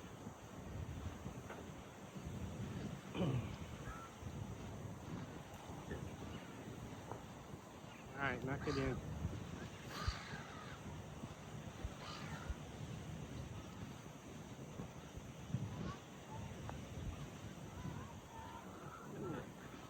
And then you hit a kind of a 9-iron wedge on. So there's a See where he is. like Over the a bunker, it really weaves through. water Yeah, like ditch, a burn. like a burn.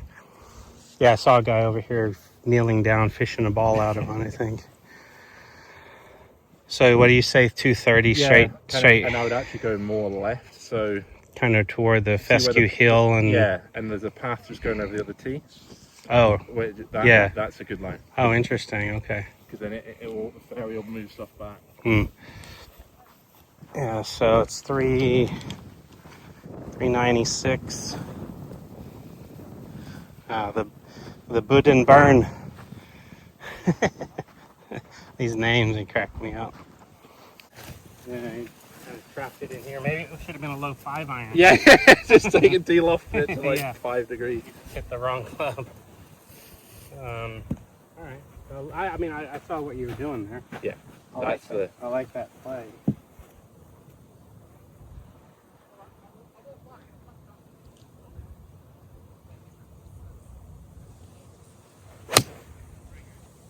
Too far left. Too far left. It's bouncing though. Yeah, you can actually hear guys at the barracks yelling and screaming, doing something. Maybe there's gonna be some kind of explosion here. It looks like a ropes course. I don't know, it looks like something. They're probably doing some training, but here's my ball. Very light fescue area, but this is very cool. Up here we got some kind of burn, pot bunkers, a little pushed up green back toward the tree. Try to land it short, let it bounce onto this one, I think. There we go. And it looks like we double back. So this Montefieth is probably right there. So that's a white flag for Montefieth Golf Course, I bet. That's Montefieth on the other side. Alright, let's see. Let's get a laser on this. Shoot a number. Here comes another train on its way to Aberdeen from Edinburgh.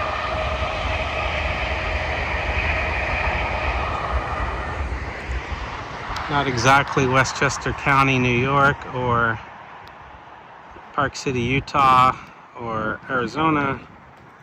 A different countryside here. All right. So, set this up. 182 from where I'm standing, so 180. Double check that actually. 182 to the pin. Shoot that guy. 152 to him. 182 to the pin. I'm gonna hit a 170 club. Just a little short. Try to land it in the upslope. Maybe let it bounce up to the front of the green out of this stuff. So go with 7-iron again.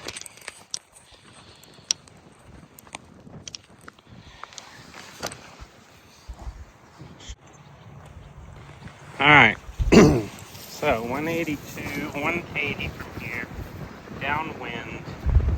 Choke down 7-iron. It's gonna really take off. Actually, it's gonna jump out of this too. So I'm gonna go with less club. I'm gonna go with 8-iron. 8-iron 180. I'm gonna actually have about 160. This usually goes about 165. So I actually do not even need to hit this full from here. Can kind of hit a soft one, land short, bounce it up. Grip down.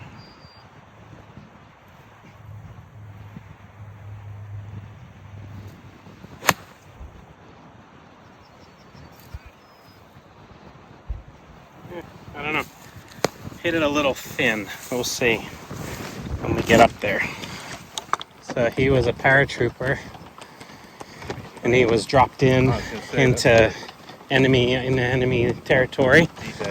Yeah, he was captured and prisoner of war and escaped, and then recaptured again. And this burn is something else. But yeah, I mean, it's funny when I came into Dundee.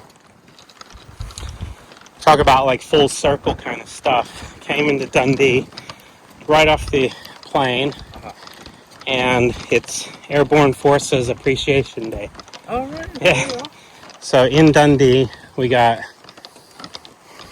the paratroopers and a big park doing, like an appreciation day. This is pretty cool. Panmure Bridge. Is this you here? Oh, okay. All right, well, came up a little short. Let's take a wonder. So we got to hit some kind of putter, whack it up the front of this green, and stay just to the right of the pin a little so it doesn't get drifted off over there. It's cool though. There's this wee burn comes zigzagging, wiggling through here.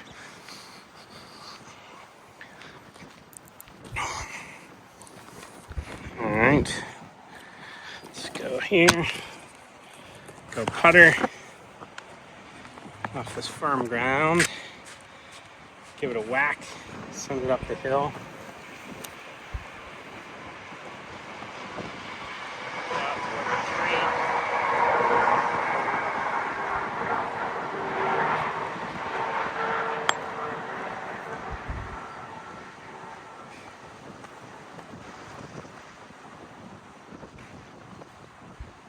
Alright, that's pretty good actually. I think it's about pin high.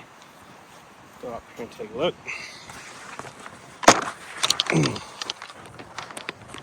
He's on the hill.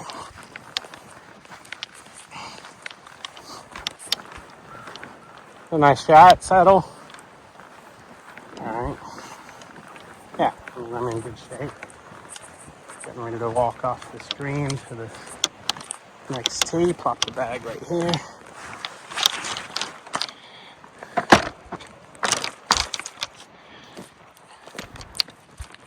Stay. Yeah, I don't really do any editing on my videos. It just goes on. Yeah, I tell people I'm not a YouTuber, I'm a golf pro. Yeah. Fair enough. So, I'm not going to spend too much time video editing. I'm not going to have a fancy mic. Sometimes I do, but most of the time it's just like this. So anybody who watches is getting dizzy. The camera gets dropped in there.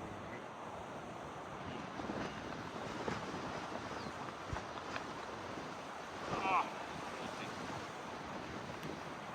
I was going to play a little wind, but decided not to.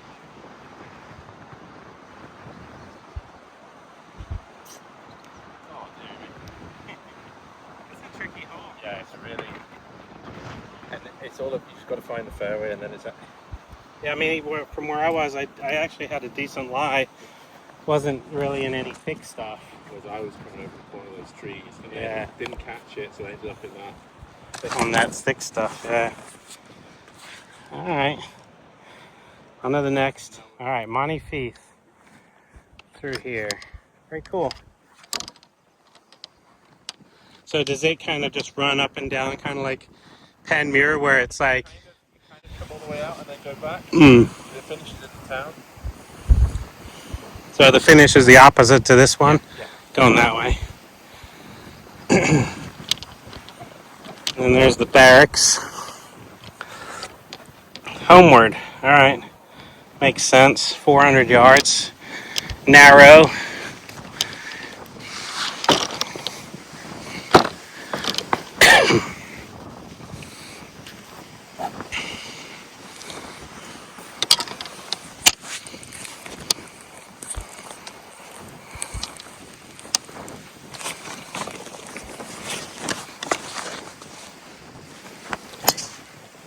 There you go. There's a good match up there. That's the one where it's Yeah. funny enough, it's lowering it down at the top. Well, it's a good path-based match, right? That's all. Trying to get it to match up. But you know what's really, I'm better in the wind. See, if I have to think about it, it just gets me, Yeah. like, thinking that's a bit of a fault. Yeah.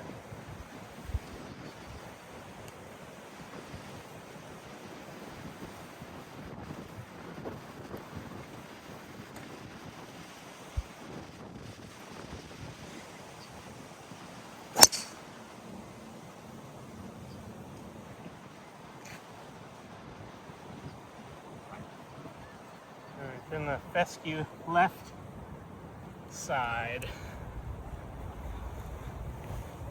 It's not bad though, right? No, it's fine. Pretty open. Yeah. Alright. Fescue ball. No. See my yardage. I got into the wind 153 over some more fescue. I'm gonna hit a 7-iron from 153. Hack it out of here.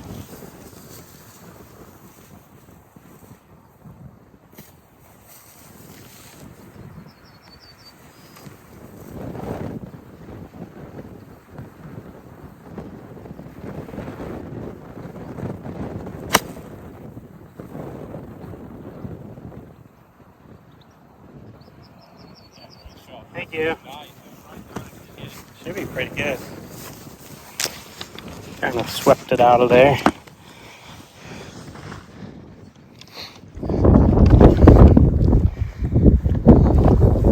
Yeah, I don't want to burn up too much of my batteries because I gotta get home. Although it's not that hard to navigate Where here. you stay? Right in Dundee. Yeah, you just follow it roundabout. Yeah. It's only like 15 minutes, I think. It wasn't far.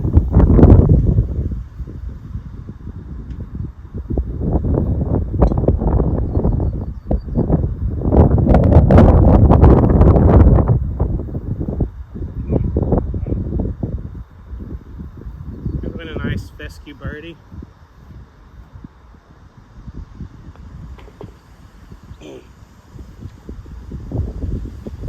Yeah, so that 2018 at Bethpage had 2018 at Bell Reeve, I had a chance. I went out with Tiger out on that same Friday, and I had to shoot 2 under in my final 6 holes to make the cut. So it's very doable. Obviously easier said than done in a major. But we had a delay, so we got rained out on Friday night, so we had to all come out Saturday morning. And That's harder. If you can just keep going. so came out the next day. It was wet, it was really soft, and the course was playing that much harder and that much longer. And it was already wet. We had already had a lot of rain, and but it was cool, like coming out and playing just those final holes. Tiger's out there, and not a ton of fans because they kind of kept the fans out for the restart. Yeah. But they let a few in, and shot 2 over instead of 2 under.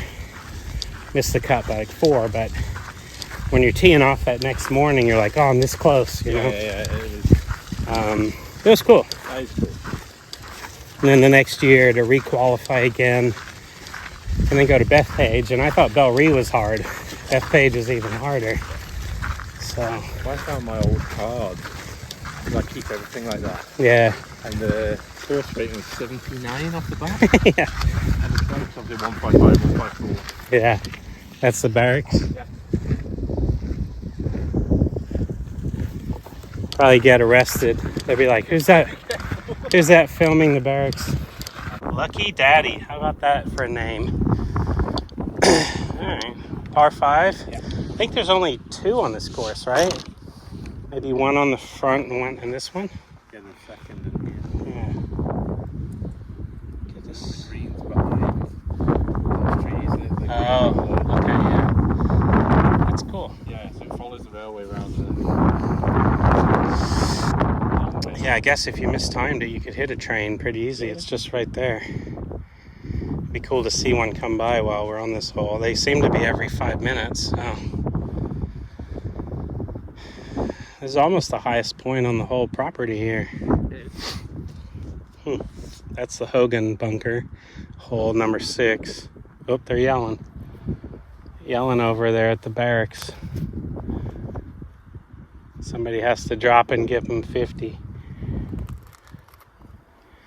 Yeah, my pop was pretty intense. I can only imagine him as a drill sergeant.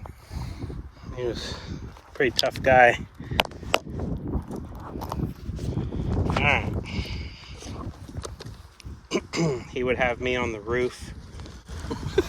So he built their house in Adelaide, and he had a metal roof and had hex screws, so you'd probably drill them into the metal to hold it. But then they would have these plastic stoppers that go on top of each one of those kind of screws that would hold the roof on to keep the water out, to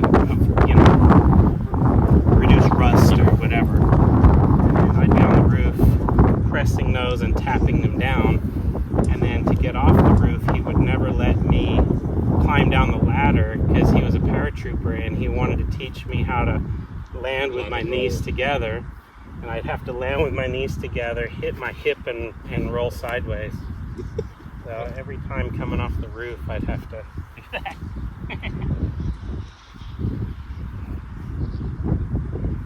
So, just is that bunker on the left reachable? I don't know. Maybe. What is it? It's 5:30. It's probably into the wind now, but yeah. it is firm. The whole 14 it says 320. Yeah. Into the wind. 320 into the wind.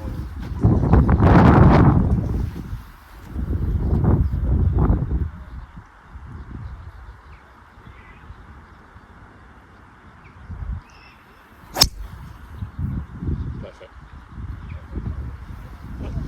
Other Bogan tea. Yeah. Yeah, I like that one. That was good. Yeah, what is this? What is this flower? I don't know. It's kind of like, it's not a lupin, but it kind of looks like a lupin. Yeah. But it's, yeah, it's interesting just to be here and be having such perfect weather. You know, so it's like the sun's shining. I was doing a video with my mother and I was driving through Perth and I was showing her and she's like, wait a minute. She's like, is that blue sky? Is that blue sky? I was like, yeah, that's all I've had since I've been here. And it literally is perfect because it's like probably 68 degrees right now. Little cool breeze. Not anything crazy windy. Everybody's out, right? So everybody's out riding their bikes and as you're driving through these small towns, I saw a little old lady pulling her chair out, positioning it perfectly in the sun to kind of get some vitamin D, I guess. You know? Can't get enough otherwise. But I found yesterday it was really hot. Like, and I feel like too. It was muggy. It was humid. And I feel like the sun here is pretty intense. You know, like if you're in the trees as well, it really gets hot. Yeah, there was no air moving. You know, and in New Zealand, they talk about the ozone layer being like a hole right over New Zealand and how intense the sun is. But I didn't find it as intense actually as Scotland. It's really wild. You know, and I guess I'm in the equivalent summer. Yeah, exactly. Right? So same summer Scotland, summer New Zealand. Oh, here's the train. So this is going back to Edinburgh? Yeah. It's moving pretty quick. You know.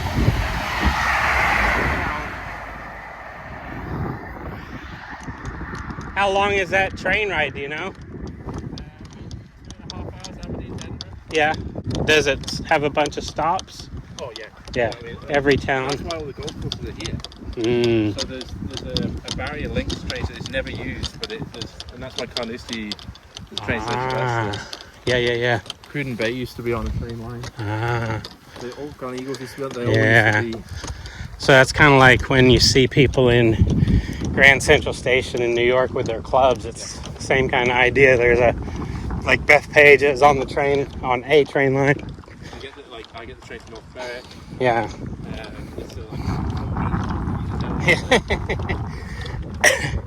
Yeah, it's like Shinnecock this year. Everybody was riding the train and you just get off right there at the course. Yeah. So same at Carnoustie, I guess, yeah? Yeah.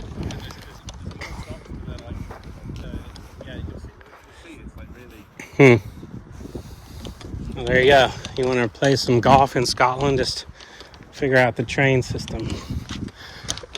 All right, par 5. I see the pin hiding, red pin, right through the trees there. So, zoom back out. Shoot this first. Let's see what we got. I can shoot between the trees. Uh-oh. There's your low one.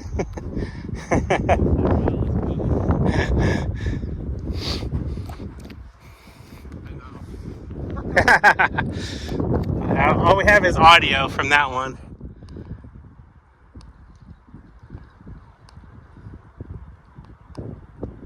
All right. Oh, there we go.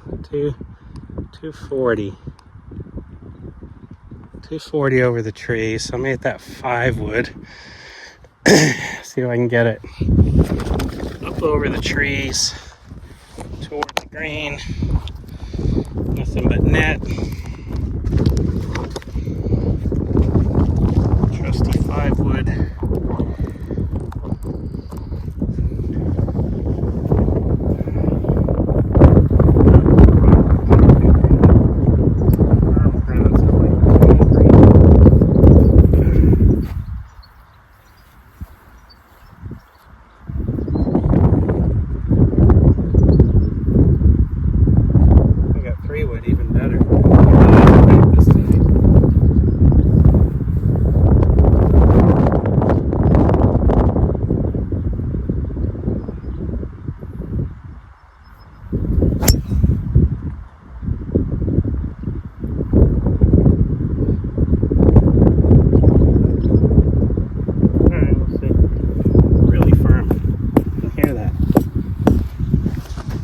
Threw me for a loop there. I didn't realize I put in the 3 wood instead of the 5 wood today.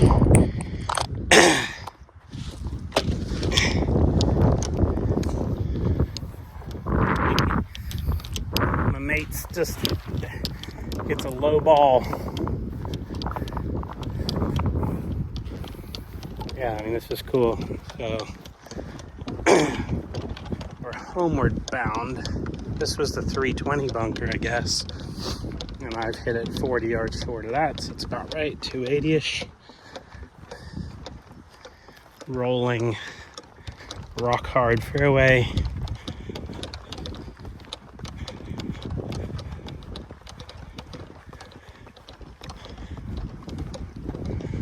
Yeah, it's as, you know, it's like one of the pros over at Blairgowrie is asked me if I'd ever really played proper links. And I guess the closest thing I had played, Moona links in Australia, down there, right? So big golf course, revetted bunkers, and if they're not revetted, they're just kind of nasty. Nobody wants to go in them. And then played New South Wales Golf Club. It's amazing. And another course right nearby is called La Perouse. So you have New South Wales Golf Club, La Perouse. I remember playing a par 4 opening hole at La Perouse. It was a qualifier for the Australian Open. Right. I did it as a 16-year-old. Okay. I remember the opening hole, I hit 3 2-irons on a par 4 just to get it to the green. The wind was intense. And then this year I played the National Club Pro. It was at Bandon Dunes. So it was a good links course. Wow, look at my ball. Living on the edge right here. And I think I had 235. I don't know, it's hard to tell. I was lasering these trees. So and I kind of hit like a high fade because the 5 wood actually would have been the perfect distance, but 3 wood would have been a little bit too much. So I kind of high cut this one. Sitting right here on the edge. I don't know what I'm going to do. Maybe hit like a little chip over and bump and run. Here goes a good one. Yeah, good shot. All right, a little shot out of the fescue there. Set up my camera here. Let's see what I got.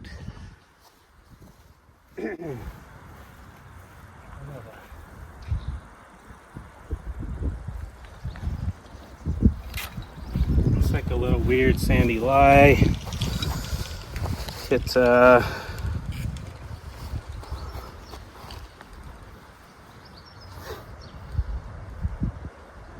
I'm just gonna sweep a pitching wedge off this edge of this bunker. Try to bump and run it.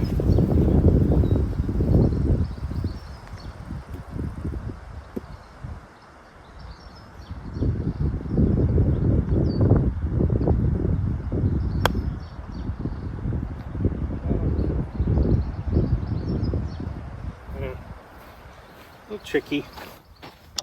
It's not a good lie. But the ground is so firm, like I'm looking at that lie going, well, it could be sandy underneath.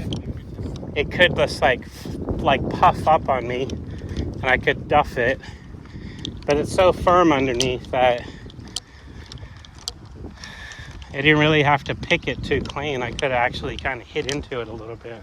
Well, that's what I think. I really must have seen all the Joe Mayo stuff. Oh, yeah. yeah. That's where I think it's really good, just steep into the ball. But you obviously can't rely on the grab. No. That's the only. Yeah, I mean, you get the problem with steep is it can really make you look silly. Yes. You know, I don't disagree that a pro that practices 8 hours a day can work on some steepness. I just don't. But your average 20 handicapper. Can't teach my 20 handicappers to do that. Yes. So I got to teach them to be more shallow. It's like that one. I technically is a miss hit. Yeah, but I'm fine. you're fine. Whereas in the bunker, if you.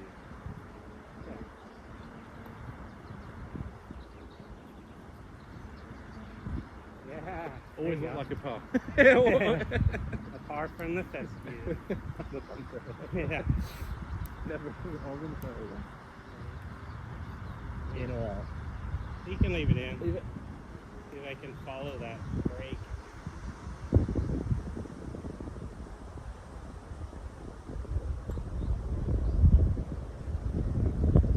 Come on. Go. Right idea. Easy par. But yeah, I mean, I don't know. I could have hit down on that a little bit, but if I hit it and it's a quarter inch short and it's in that soft ground and it just goes tough, I'll be right in that bunker.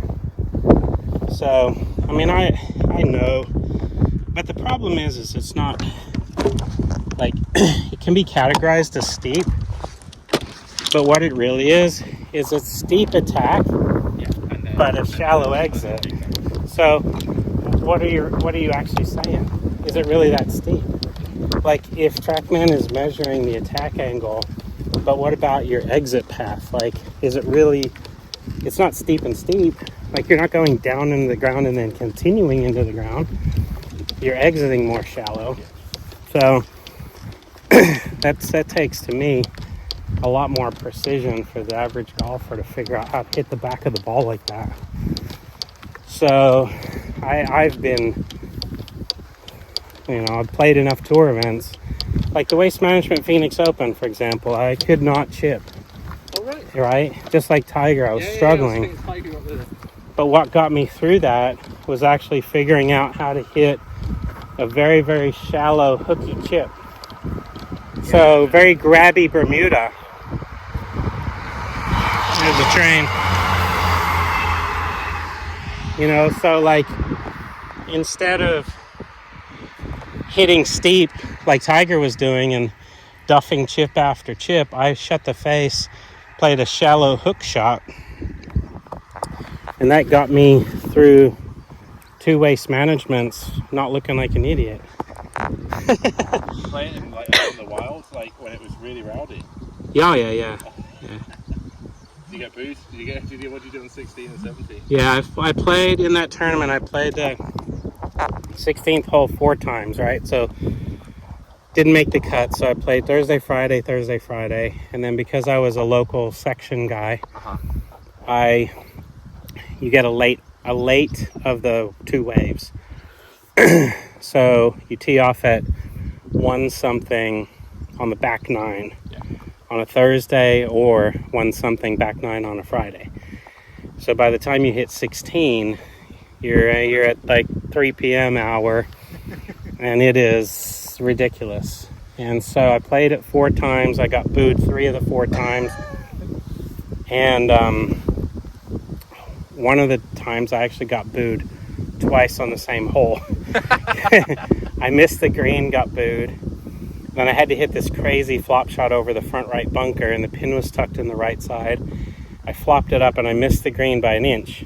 But it was a really good shot, so I was within 12 feet of the pin, but it was right there. And because my ball rolled 1 inch off the green, the crowd booed me again. So this is that one you're talking about, 240. Into the wind. Yeah, 240 into the wind. They're calling this a par 3? This is a great par 4. I mean, I could hit my 3-wood, but I feel like I could land this way short and it'll bounce up there, right? Like it looks right hard. Yeah, so I can land probably even close to 200 yards and it'll roll the rest of the way.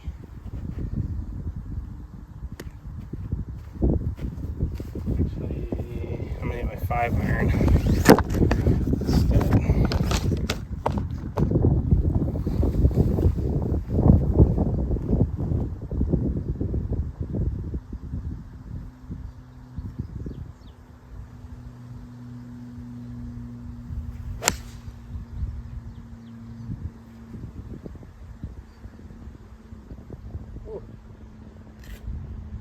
Wow. That wind really smacked it. That was wild. It took like a 90-degree turn as it came over that house. But I mean, that's a 5-iron. That's normally a 200, maybe 205 club. And I bet I'm probably pin high because it's just so firm. But yeah, just as it got past these trees that were blocking the wind, and it really got hit up there. Yeah, so I found at the Waste Management that being a lot more shallow, because what you have in Scottsdale in Florida is you have dormant Bermuda grass as a subgrass, and then you have overseeded with winter rye. So you have some grain underlying with the Bermuda, but then you have the rye, which is really sticky.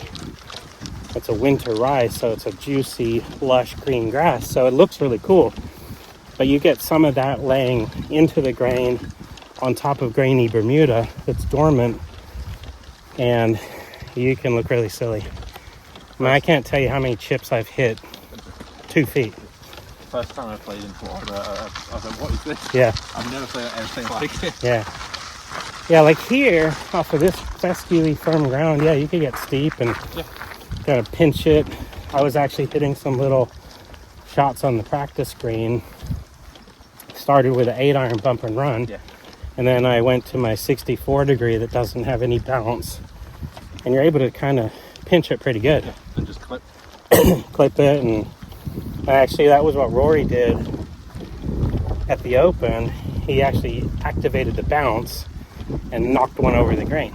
If you bounce it into the ground before the ball, it'll ricochet and then make you look silly on the other end. So I don't know. I'd rather sweep it, and I think my Margin for error, isn't it? There's more. yeah, I think my dispersion on swept is far less. Like, for example, a swept miss 10-15 feet long, 10-15 feet short. A steep miss 40 yards long or 1 foot from where you're standing. So you could have a 30-yard dispersion on steep, and I think a 10-15 foot dispersion on shallow. So here we go.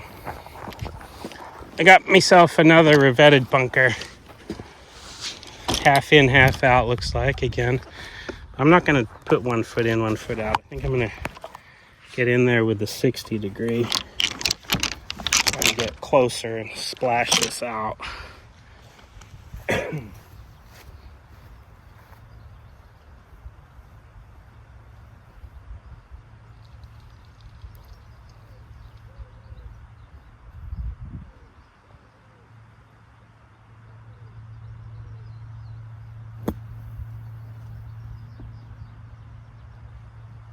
Not great, but it's out. 240-yard par 3.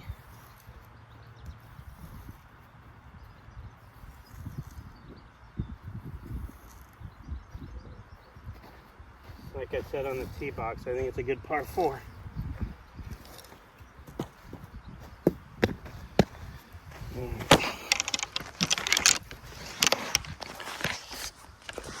Let's see if I can make birdie on my par 4. He's got a putt for a 2 here. It's pretty great. Come on. Yeah, good par.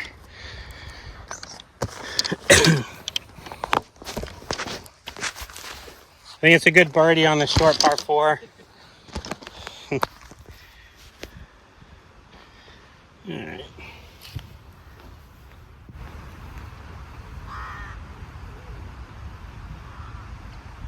Hey, pop that back in for me. Yeah. I think it was Arnold Palmer said to always leave the pin in so the crowd knows where the hole is. Yeah. Oh, yeah.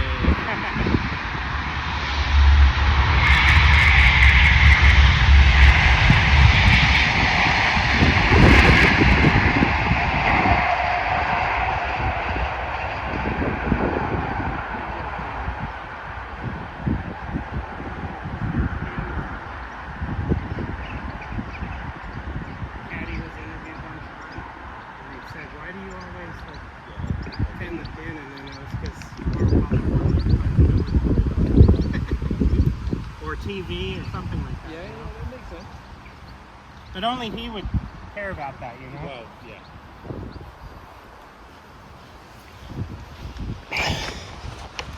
The King reference. Rest in peace, Mr. Palmer. Got to meet Mr. Palmer at a PGA annual meeting where he was honored with the very first Deacon Palmer Award, presented to him in person in honor of his dad. And at the same PGA annual meeting, I talked to Donald Trump about growing the game of golf. It's actually on YouTube as well. It's on the Southwest Section PGA YouTube channel, I believe. Might even be on my YouTube channel, I'm not sure. But I don't know if you search Donald Trump PGA Craig Hawkins or something, maybe you'll see it. But anyway, I was at that same meeting that I met Mr. Palmer in the event hall. Congratulated him on his amazing career, and I thanked him on behalf of for his dad, for his commitment to the game, and it was very cool, very cool. So very cool picture I have with him. Let's see here. Hole 16. All right. 381 yards, the cottage hole. It's like a farmer's house or something, right? Seems like that one. Yeah, like the Greenkeeper's house, maybe. We got some kind of cottage over here, too. Wonder which one it's named after. I'm going to say that one. Alright. Wind's starting to blow a little more. 16 crosswind. Right here. 218, those two bunkers. 263, the second one on the right. Looks like mini driver straight at the far bunker in the middle. So, although it's like you get in these things, like, did you see that shot Cameron Young hit? What did he make on that hole? You know? I never saw the end of it. Yeah, it was my side. It bounced off the bunker. Inside right, and then hold it. Okay. So you get a nut, yeah. It's close. He made 5 though. So he's 1 in the bunker, 2 back over here, 3 into the bunker. And then hold his fourth. Wow. So he bogeyed the last hole. He missed by 1. Yeah. Well, I walked in. I was at the gallery, and I walked in and saw him in that bunker with what looked like an 8-iron or something. I don't know what he was trying to hit out of there. And as soon as he walked in there, everyone in the room was like, "Uh-oh." He didn't hit it properly. Yeah. It was straight into the face. You hit the loop. Yeah, it hit and like ricocheted. He played a lot of golf in where I was in that area. His dad was at Sleepy Hollow right down the road. Alright.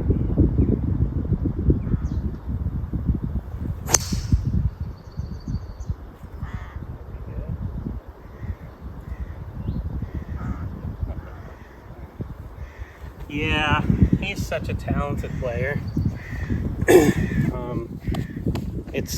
But what do you do? Like, I mean, heck. You gotta go for it. You gotta assume that. Well, that's probably what he was thinking was, he's probably thinking, as many of us do, that what we are currently doing is not good enough. And that's a dangerous place. I mean, what did he shoot, 64? And it could have been 63. And he's probably thinking there's no way. Yeah, that's the thing. It's like, I wondered if he did make par, if it would have just made those guys try a little bit. But you never know. Like, trying harder in golf is always a bad recipe. He's probably, I don't know, he's probably ruining the approach, like trying to pick it out of that bunker. But had he splashed it out, he still could have hit it in the bunker. He still could have made 5 even by splashing it out. But he probably would have eliminated 6 by splashing it out. Whereas he ricochets off the revetted face. I could have made double, triple, could have been really bad. And then he had to sit around and wait forever. They were about 2 hours behind. Yeah, it seemed like a long time. And then, I mean, all credit to Ryan Fox. I mean, hitting that perfect cut and Burns, 2 great drives, splitting the fairway.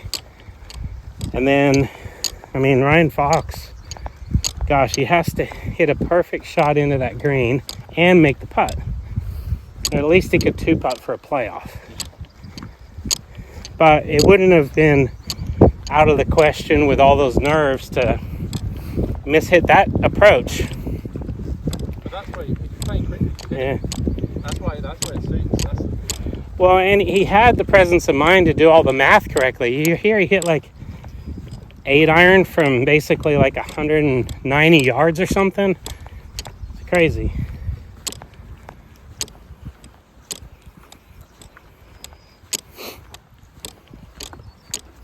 All right, closing in, hole 16. Got a couple more. These are the 220-yard bunkers. I think I found the fescue a little bit up here, but hit a really good mini driver. So a little cross breeze right to left. Here I am, just a couple paces in, maybe. All right, we'll shoot this. Get a shot in here.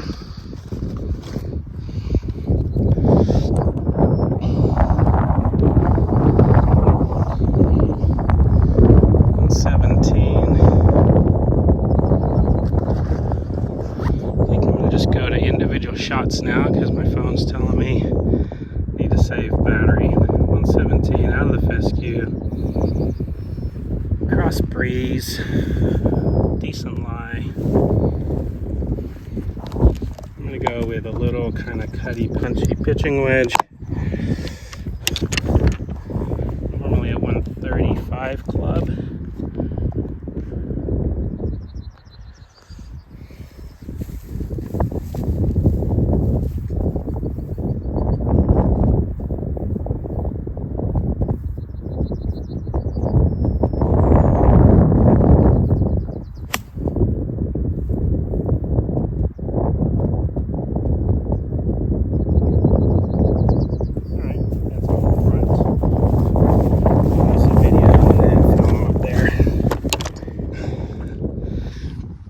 renaming this the Panmure Road Hole.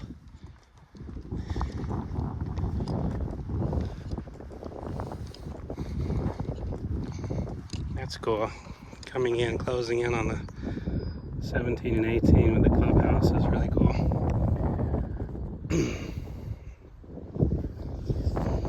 Okay, good play. Yep, there's our road hole. Access road to his house. Superintendent's house or farmer farming all this land over here.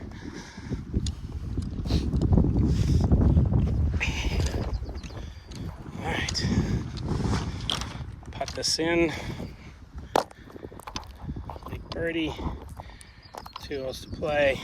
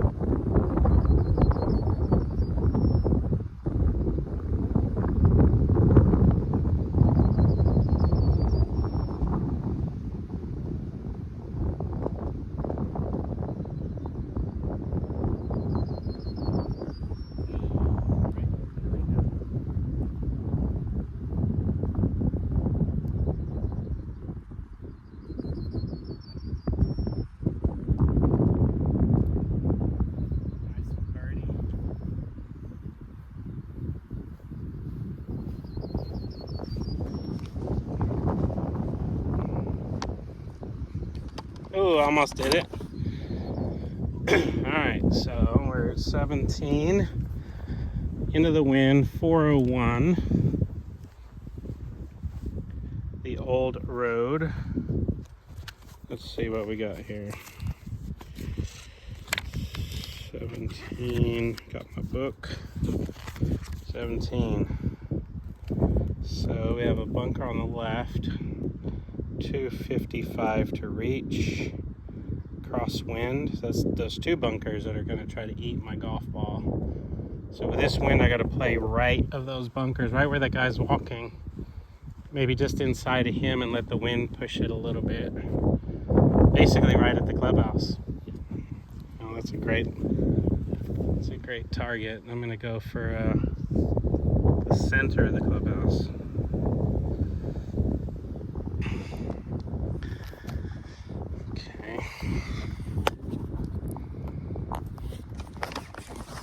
Yeah, I have a regular driver and then mini driver, and I decided to, when I'm playing, some of these courses, it's just more mini driver courses. It's not really a bombs away kind of property. Yeah. Get it on the ground.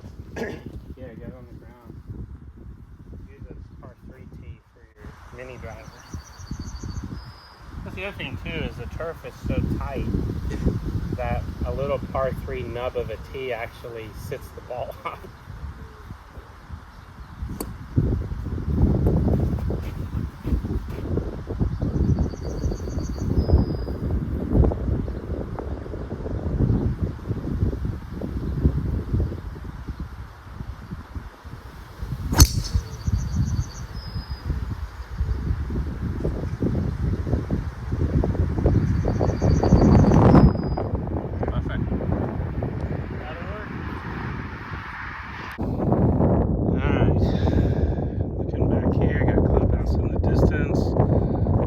Skirted this bunker, which is great, even though I aimed way down the right side. And coming into this green looks fairly central. Shoot the number here, and looks like hole 17 for us is, we got 142 left, and thinking like a little chippy 9-iron.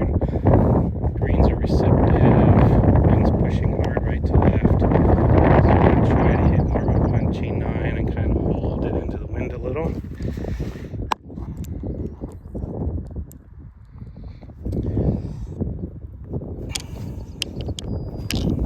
There's my punchy 9, there it is.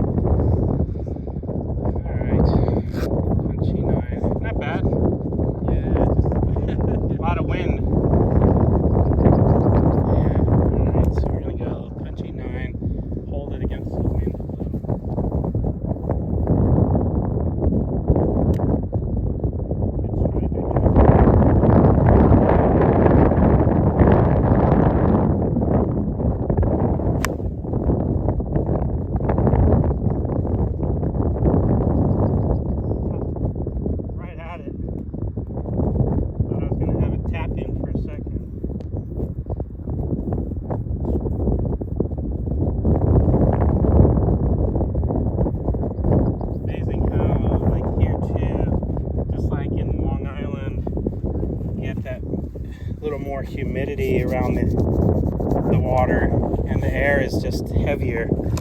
So, you know, your math equation, sea level, you know, you're trying to figure out, is it into, is it across, how much hurt. At 140, pitch 9 irons normally, 150 club, punchy, holding it up into the wind a little. I probably only hit it 130, so right on the front.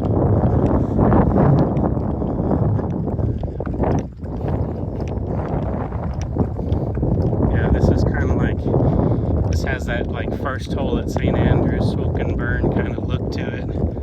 I thought this ridge right here would be a burn.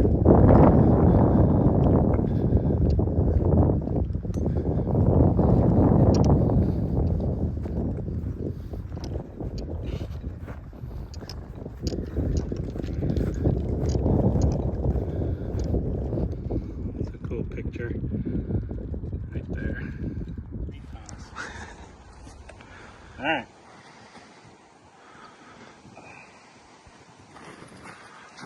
So if I'm at the left side of the clubhouse, I'm okay. Yeah, too, right? it's perfect.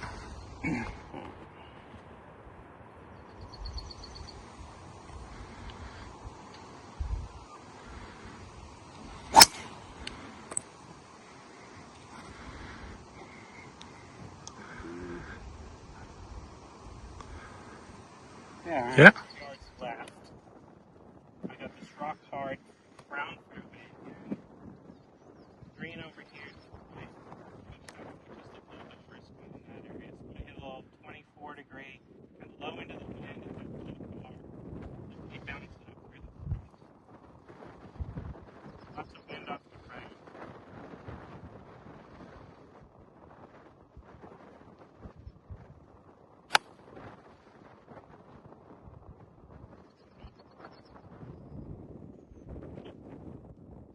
It's probably in the crust.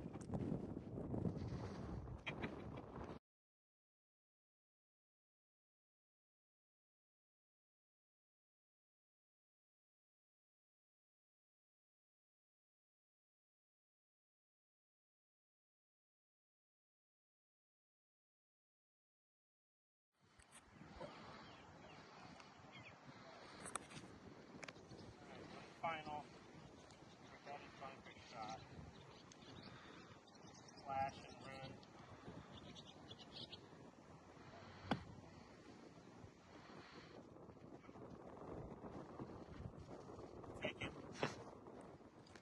Just for all the marbles. If I make this putt, Stefan's buying me a beer. If I miss, then I have to buy him a beer. That sounds fair.